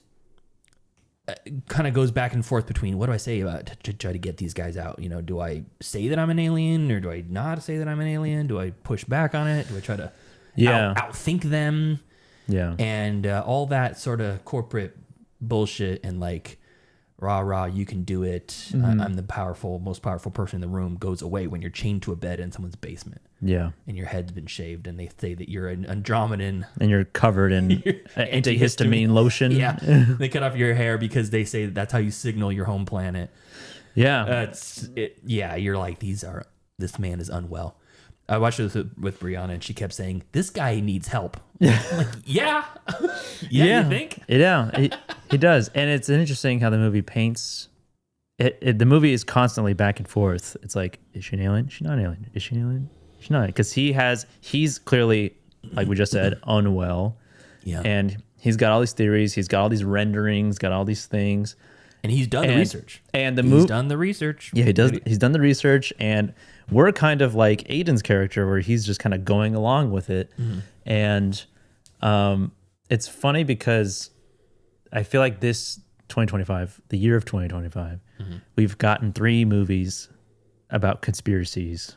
It'd be Eddington, One Battle, and this movie. And the way that they approach the conspiracy theories are all the same. And I think that, like, without getting into spoilers for this movie yet, there's like the interstitial that Begonia uses of the flat Earth, which I thought was really well utilized, because it's almost like until we get to the end, to the reveal, like the conclusion of all this, I feel like the movie's just taking a comedic approach at the conspiracy, like almost like a jab at the conspiracy theorists, using the flat Earth, because we're in the mindset of these conspiracy theorists, really the one, and the other guy's just along with it. Yeah. But he is, for all intents and purposes, also convinced of the aliens invading Earth. And initial thoughts? I liked it a lot. I think I was kind of, I'm going to show my hand for my grade now, but I was kind of like the 3.5 range through most of it. I was like, this is good. I mean, really well acted. I think that Yorgos is always good for some cool shots, always good for some unique composition of the framing characters. I really like the bike riding shots. I think Plemons, I like him in emotional roles. He plays a good, like, quiet, creepy guy, but when he's able to show his emotional range, I like him. And even when he was losing it, I think he was still able to hold it back just a little bit. Yeah. Like, he never gets to full unhinged mode in this. You see it bubbling. Yeah. And it's only when he's riding the bike and crying, you know, that he really kind of lets that all out. But I think the final act, maybe the final 10 minutes worth, it brought it to like a 4-star for me. Yeah. I liked it a lot. Yeah. I thought it was really good. And I think that Emma Stone, I work in the corporate world, and there's a lot of almost like a code that, you know, you talk in the corporate life. And it's like, it's not a problem. It's an opportunity. It's not a employee. It's a teammate, you know? And it's like the whole bit about her saying, you know, oh, by the way, And you just send that message out about how people can leave at 5:30, and we are encouraging them to leave at 5:30. Oh, yes. But at the same time, you know, if they have work to do, they should absolutely stay and get it done. But we don't want to tie them to that. It's not a requirement, you know. Just constantly going back and forth. Yeah. We want to make it feel like it's necessary, but not say that it's necessary. You know how to do it. You know, you just send a message out and you're like, okay, come on, dude. Yeah, it's like she nailed that, really nailed that. And I know a big part of that is the writing, probably from Will Tracy. Because you watched Last Week Tonight with John Oliver? No. Oh my God, it's a fucking great show. They dive into like one topic really deep, and a lot of it is obviously corporate bullshit and like the stuff that's poisoning our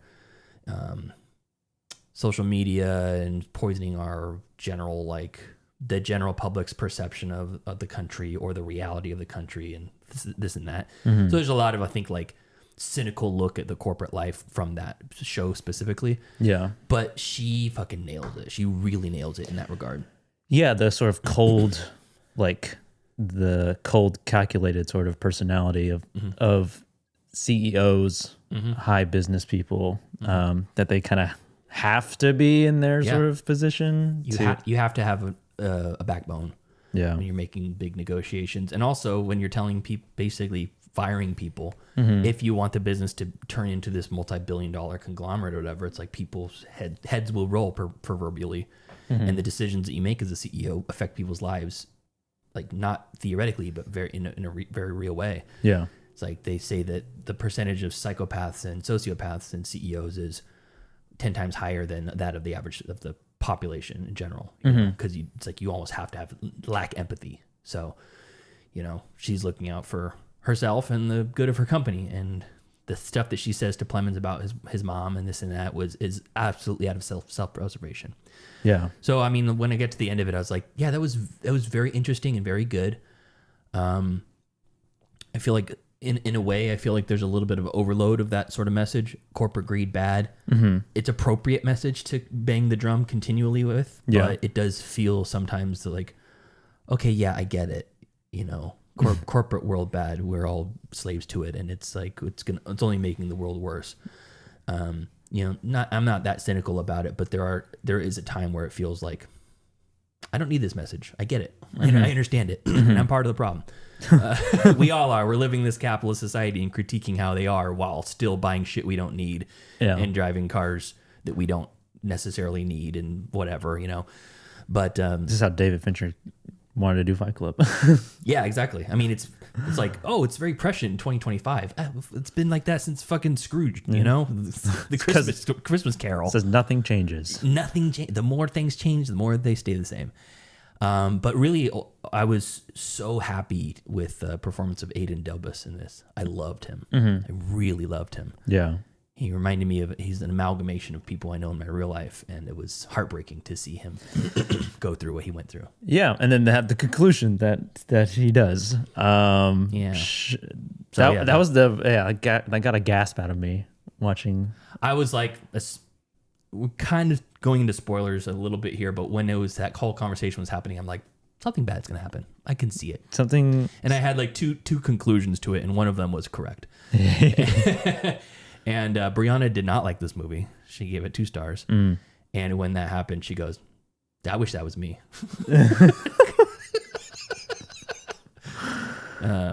Anyways, so yeah, so I quite enjoyed it. I thought it was great. It didn't rise into like the top of the year territory for me. No. But then again, neither did Poor Things, even though it was definitely a bigger movie than this. It's still like Lanthimos has like this you're always at arm's length with him. I feel like he wants you to be there. Yeah. You know, I can't remember what director it was, but somebody said, if I make a movie that is not able to be critiqued and everybody loves, then I failed as an artist. That was it Jarmusch that said that? Could be. I think it might have been him. I feel like that's a good... I was going to say it's Joel Shoemaker. So anyways, I get them confused. How about you? I also really liked it. I thought it was great. I was like very cautious going into it because it's a Yorgos movie, and just based on the things that he's made and things that I've watched, which I've liked and not liked as much. It's just like going into a new Yorgos movie. It's like going on a on a new roller coaster that's just all pitch black, you know, each time.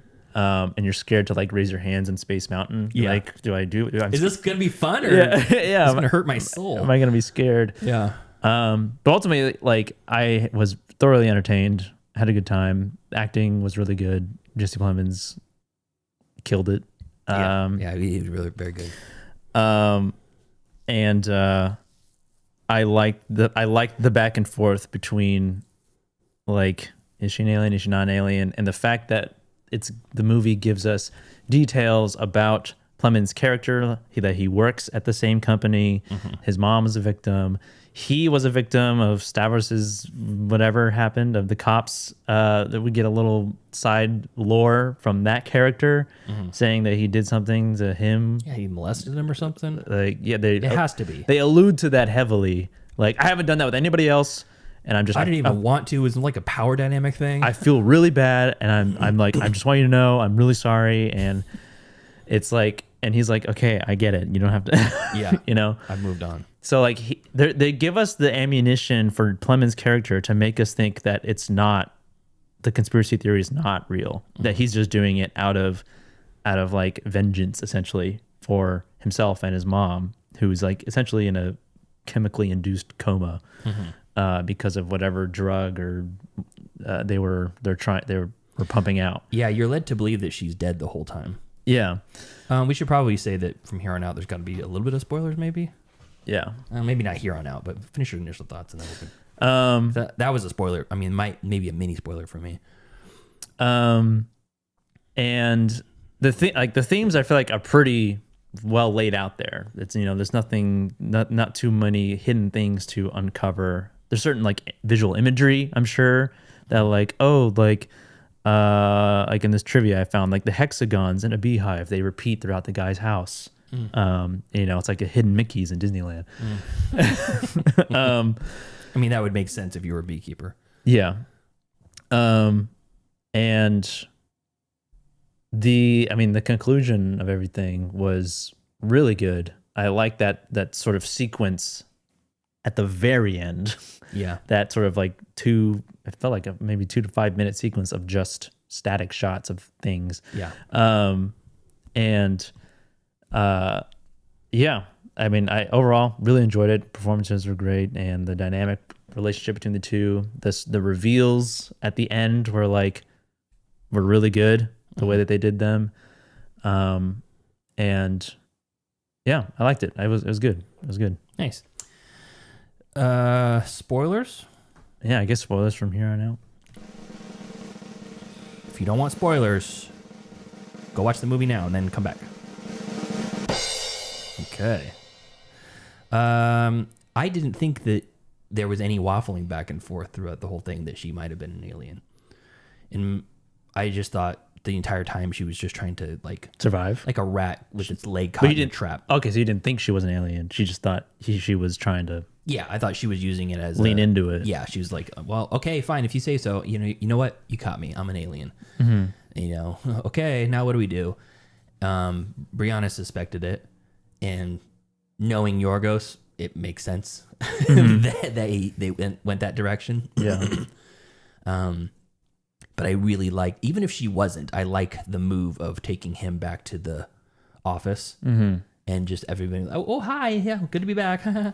Just me, shaved head, you know, and clearly a wig, limping with dislocated knee. Yeah, kneecap, my patella gone, and also wearing disgusting clothes that are covered in lotion. This person who's never had a hair out of place on her head when it's in her life showing up, and she's got backup Louboutin heels in her closet. You know, she is the pinnacle of looking the part all the time, and she's just coming in with this strange greasy fellow. Yeah. Sauntering in a jumpsuit. Yeah. You know, it's like clearly Brianna's like, if you did that, would you think your employees would feel like something was wrong? I'm like, yes, I would hope they would call the cops. Be like, my boss is being held under duress. He's being kidnapped for some reason. They do end up kind of calling the cops. Yeah. Yeah, and it's like, that's a great, like, I thought she was going to get him in the closet and then just put like a bar through the door. Oh, yeah. You know what I mean? So trap him in there. And if he blows up, he blows himself up. Okay, but she can run away at that point. Yeah. Hide behind the desk, hide behind the couch or whatever. Yeah. Because it's like, I don't know how big of an explosion that bomb would be if you like a suicide bomber type vest inside a locked closet. I mean, we do see what happens. Yeah. Which I thought was interesting because the closet, a lot of stuff happens in the last part of this movie. A lot. Like the most I feel like to talk about happens in the last part of the movie because the rest of it is just the back and forth dialogue between her and him and the brother or the cousin. I was a little bit confused because like she's counting down like it's gonna transport you to this mothership, and she's counting down, and then he just blows up. Yeah. Does he trigger it himself, or did she tell him like, oh, you have to? She didn't tell him any of that. Okay, I was a little bit confused by that part because like, why did he do that? Maybe so. It turns out that is the teleportation chamber. Yeah. Maybe she did trigger the teleportation, but that triggered the bomb. Yeah, triggered the bomb because the EMT was saying, oh yeah, it was probably some static electricity built up on his clothes, and that's what triggered the bomb. That happens a lot with homemade explosives. So if you can imagine how much electricity goes through a teleportation, probably would ignite that shit for an alien ship. I thought that was interesting. I thought that was very violent and bloody. The head, the makeup and like the effects on the head. I was like, that's a good looking head. I know, it looks good. Usually, that was my point of reference is like Steve Coogan's head from Tropic Thunder. Oh. But that whole end sequence, I love that. I guess right before that, when she escapes the bed being handcuffed after the cousin, after Donnie blows his head off. Yeah, Full Metal Jackets himself. Yeah, all over the basement, because he's convinced. Because she convinces him that like all this is true. And he's gonna go with them. She's gonna take him to the mothership. Yeah, off of Earth, because he says nothing's left for me here on Earth. Yeah, a very sad sort of monologue. She discovers the secret room of body parts and other victims of this whole thing, and that reveal in itself was reveal number one of like, oh, he's done this before, and he mentions it briefly, very briefly. This has never happened before, or something like that. Yeah, or it never happens like this, or something like that. Yeah, it makes some allusion to like him having done it before, and then we see later, oh, he has done this like a bunch of other times before, because there's like body parts, there's a whole body on this table, and the fact that when he comes back and discovers that she's discovered it, she questions him. How many of them were Andromedan? Yeah, and the fact that he was entirely correct. This conspiracy theory was not a conspiracy. It's like Men in Black. Yeah, it's like the whole like that the rendering of the ship, the shape of the ship, the hair, all of that stuff. Like the fact that he was correct was like weirdly like it justifies all of his actions a little bit. Yeah, while like he. That's the funny thing, because is seemingly unwell. I mean, he's still unwell in a way. Yeah, the subversion of it is that the whole time you're laughing at this guy, like, what? These guy's sick in the head. He's sick in that. He needs help. Yeah. And then you're like, oh, never mind. He was right. Yeah. And we're all dead because we didn't believe him. Which I fear for like the dummies and the real life conspiracy theorists. Oh no, this is gonna feed them. They're gonna be like, look, it's happening. They already have enough ammunition. They don't need any more. I know. It's just, I mean, they're not looking for actual answers anyway. They're just looking for confirmation bias, and this movie is just gonna confirm more of that bias. Yeah. I love that Yorgos leaned into the campiness of when they get to the ship. Oh yeah, like how like practical, felt like Barbarella a little bit, like that practical set. Yeah, and their outfits and it's almost like a tonal shift in. It felt like an 80s sort of sci-fi movie. Yeah, all the aliens, all the Andromedans were not all, but many of them were production crew members, like the still photographer. Oh really? A composer. Yeah, they would just dressed him up. It's crazy that I was able to like avoid all of that. I don't know if that was like, I had not seen any of that imagery anywhere online. Me neither. And I'm glad I didn't like look up stills because there's a couple stills when I'm looking for thumbnails. Oh, really? Stills for thumbnails for this. Yeah. I saw the outfit and I'm like, okay, what the fuck? It felt like the end of Predator 2. Oh yeah. With like the steam covered, dry ice covered floor. Mm-hmm. And like this sort of anticlimactic like discussion of like, well, let's end this experiment, and then just like pops the bubble. That was. Do they have the ability to pop our ozone? That's crazy. Is that what it is? No, because the animals were still alive. Yeah, that's true. It was just the human experiment. A little bit like Prometheus. With the engineers. Yeah. Because they're like, we're going to go and extinct the whole planet. Mm-hmm. And then like that whole plot of the movie is them trying to stop them from doing that. With the black goo. Mm-hmm. This is a little bit like that. Also a little bit of crossover. The Big Lebowski.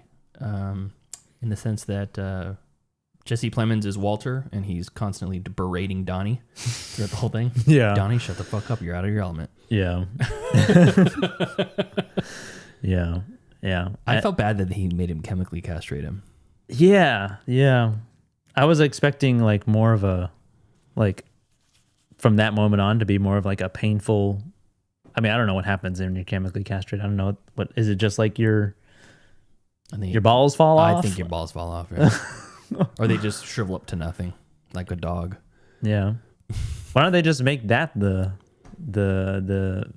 instead of a vasectomy?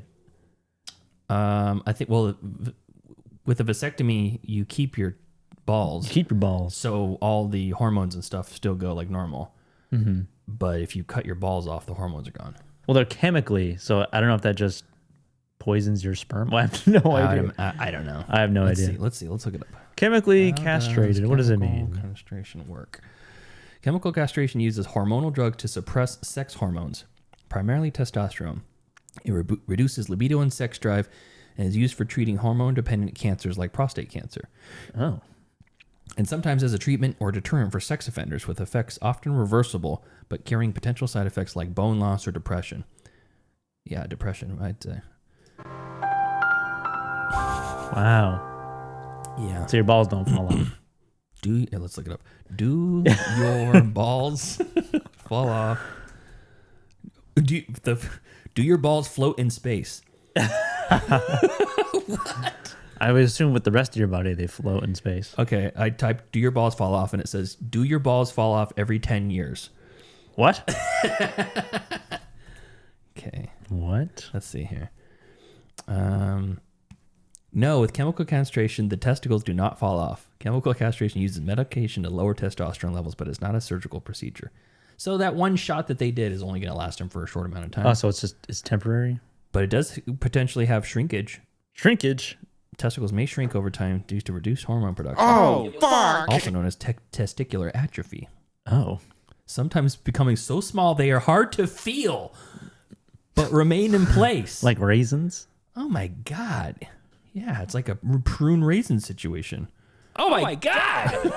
What? Yeah, I'm upset about this. Oh. Yeah. And the Earth is flat, potentially? In this movie? Sure.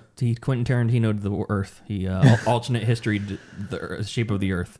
Which is another wild thing. Just like, oh, by the way, in this movie, the Earth is also flat. I know the first shot of the Earth, out like the exterior shot of the Earth, I was like, oh, that's interesting. That's kind of interesting. It's like, and then the second shot, it's more obvious that it's a flat Earth. I'm like, what? And the third shot, you can see like the ice wall around it. What? And I'm like, man, I've been watching too much. I know too much about this. I know too much about the fucking ice wall. Sitting on a disc. Is it an ice wall that goes up or down? Both. Oh. Yeah, it's both. Okay. Yeah. Interesting. That wouldn't even make sense. Why would it be an ice wall going up? Does it go up infinitely? No, it's just a certain height. If you climb over it, you could fall off the Earth. Oh, into space? Yeah. Or there is no space? There's a turtle down there. Oh, okay. It's turtles all the way down. It's a giant turtle.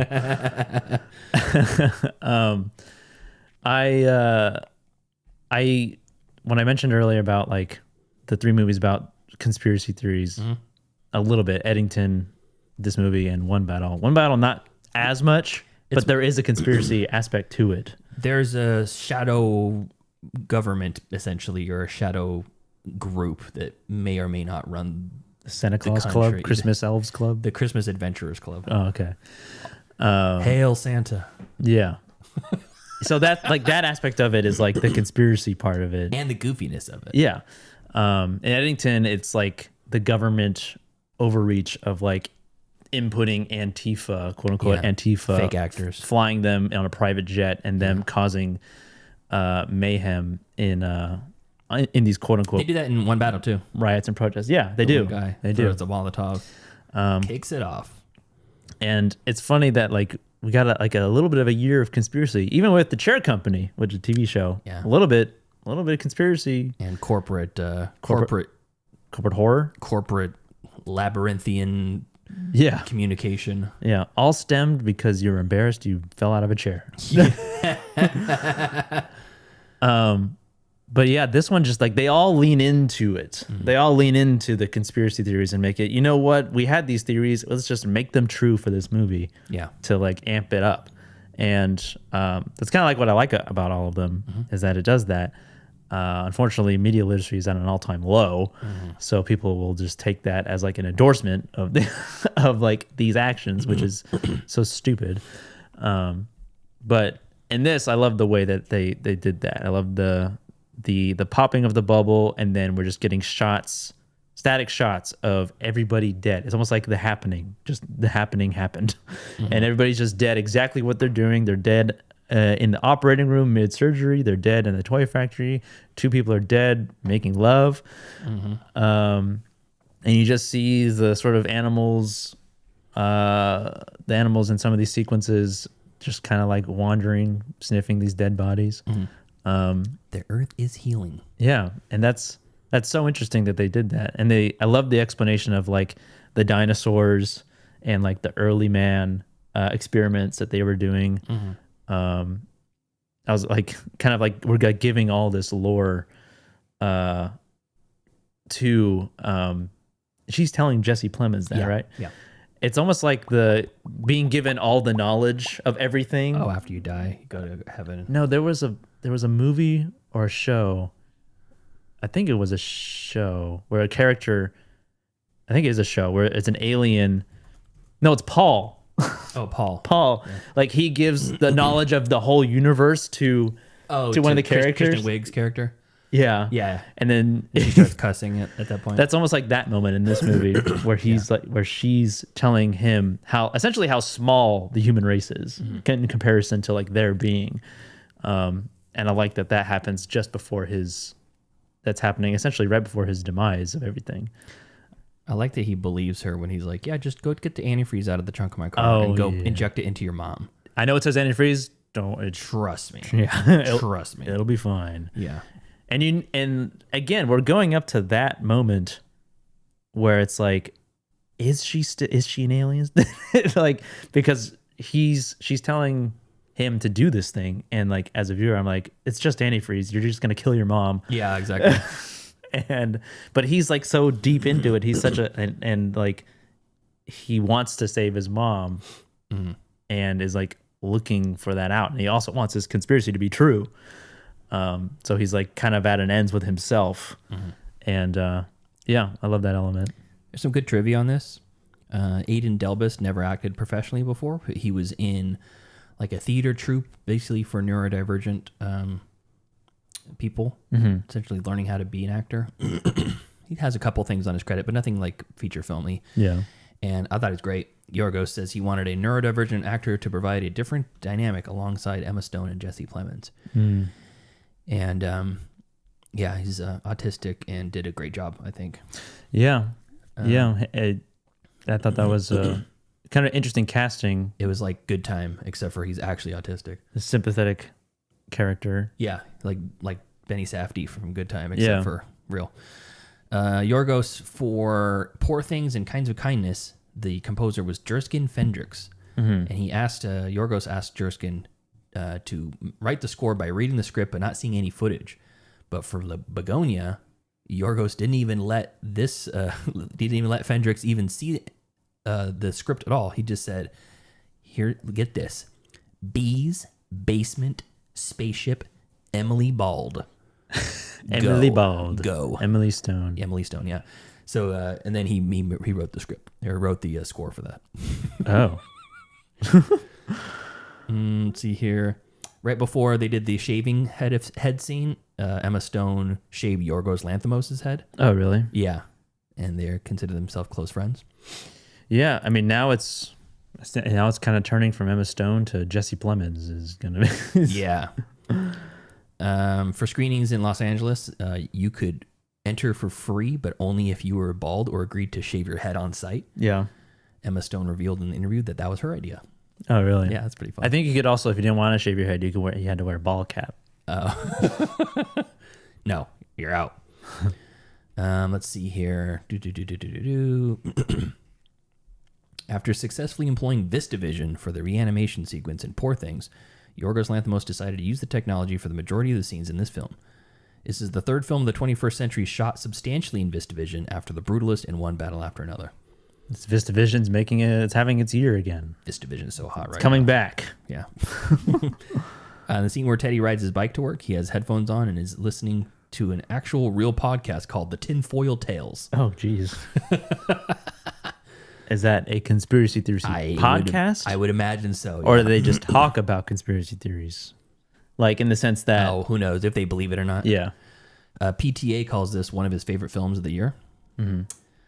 Let's see here, some spoiler ones.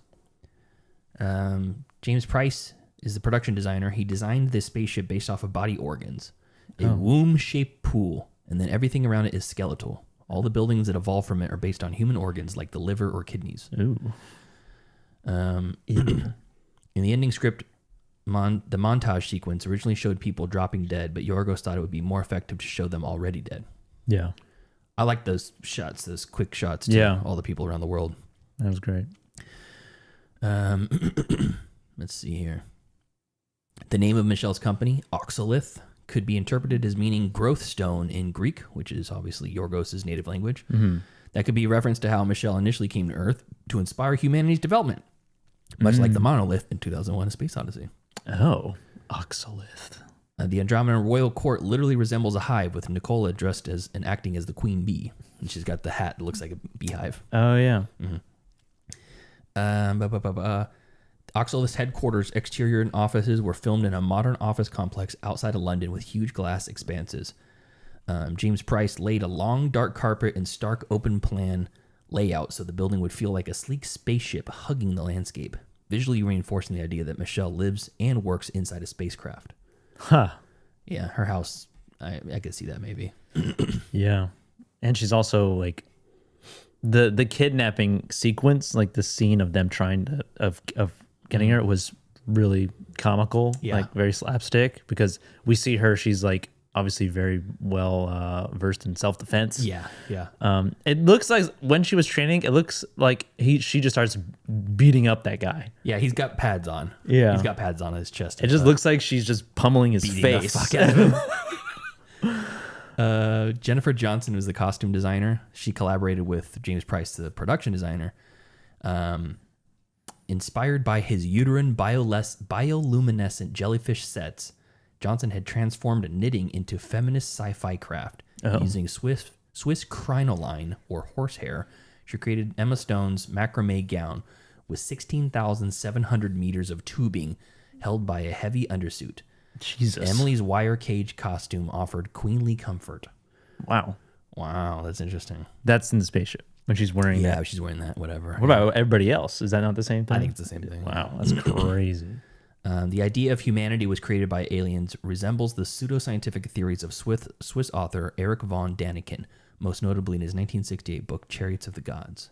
Isn't that also more like Scientology? Yeah. Aliens created humans? Mm-hmm. Yeah, interesting. That's Begonia. A lot of good stuff. It's very entertaining. It is a bit violent at times. But overall, it's a pretty accessible movie, for sure. I'm trying to see what we should watch next week. The best interesting movies. Best movies on demand, top 25. Theatrical releases you can stream or rent at home.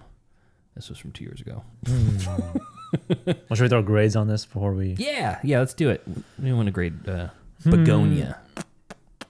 Probably, I'd say like an A, like an A minus, I think. A minus? Yeah. I give it a B plus. I'm pretty close in grade here. Yeah. I do want to read the review from Binge Lord Dan, friend of the show. He loved it. Okay. Loved it quite a bit. And let me see here. Where is the review? Next week we review the original movie. Yeah. 5 stars. Is this possibly Yorgos' most successful film? I'm putting it in the category alongside Strange Darling, Promising Young Woman, and Don't Breathe as a film that elicited the most visceral responses in me while watching. Yes, there's a theme there, and they're always hard to watch, but in each case, they go beyond the simple violence against women and delve deeply into something more meaningful. Don't Breathe, grief. Promising Young Woman, apathy giving way to retribution. Strange Darling, pleasure. Begonia, grief. Begonia is, in its core, a 2-player chamber piece featuring knockout performances by Emma Stone and Jesse Plemons. It's a battle of wills, of conviction, and xenophobia. Jesse Plemons' performance isn't such a far cry from his role in Civil War, willing to commit unspeakable violence against perceived threats to his American way of life. The brief flashes of violence are shocking and effective, highlighting a divergent path between cousins, each one committing violence to startling different effect. I have a feeling that the climax is either going to suck you in or push you away. For me, I was mouth agape, leaning forward, devouring it all. Best horror of the year, 5 stars, A++. Horror? Yeah. Is it a horror? I wouldn't describe it as a realism. It could be horror. It's horrifying. I mean, horrifying. Is Home Invasion a horror movie? Like that subgenre, Home Invasion? It can be. Like Funny Games, like Funny Game, a horror movie? The Strangers is a horror movie. Yeah. I think there's a large Venn diagram there between certain thrillers and horror. Definitely a thriller. And then comedy. From the love of my life, Brianna, 2 stars. Can't wait to hear all my pretentious friends rave about this one. I was like, hey, that was pretty good. And I looked at her and she goes, that was a movie. I'm like, come on. She was not bought in early on. I don't know why. Let's see. Any other friends of the show? Adam Murphy, 4 stars. What will that wacky Greek and his Hollywood starlet muse get up to this time? Oh, it's Save the Green Planet.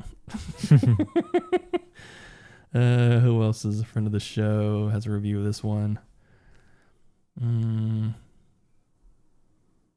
Stavi wrote a review. He says the guy that played the police officer is sexy as hell. Matt Stillman, 3.5 stars. Save the Green Planet is you can buy it for $65 on DVD. Wow. Excuse me. Not streaming. William Lindis, our friend from the Movie Bears podcast, 4.5 stars. The latest Yorgos Lanthimos Emma Stone collaboration, Begonia, adds Jesse Plemons to the mix for a conspiratorial dark comedy that feels both hilarious and eerily timely. The film follows 2 conspiracy theorists who kidnap the CEO of a pharmaceutical company convinced she's an alien, orchestrating humanity's downfall. The performances are uniformly excellent, with Emma Stone once again diving into a fearless, unhinged role that balances comedy and menace in equal measure. Beneath the absurdity, Lanthimos taps into a biting commentary on power, paranoia, and who really pulls the strings. I'm curious what the next project with Emma Stone that isn't a Yorgos movie will be. Let's see. Like, does she have anything in the works that isn't a Yorgos movie? Let's see. Because it's kind of been exclusively just Yorgos stuff, right? Well, let's look. Okay, so actress.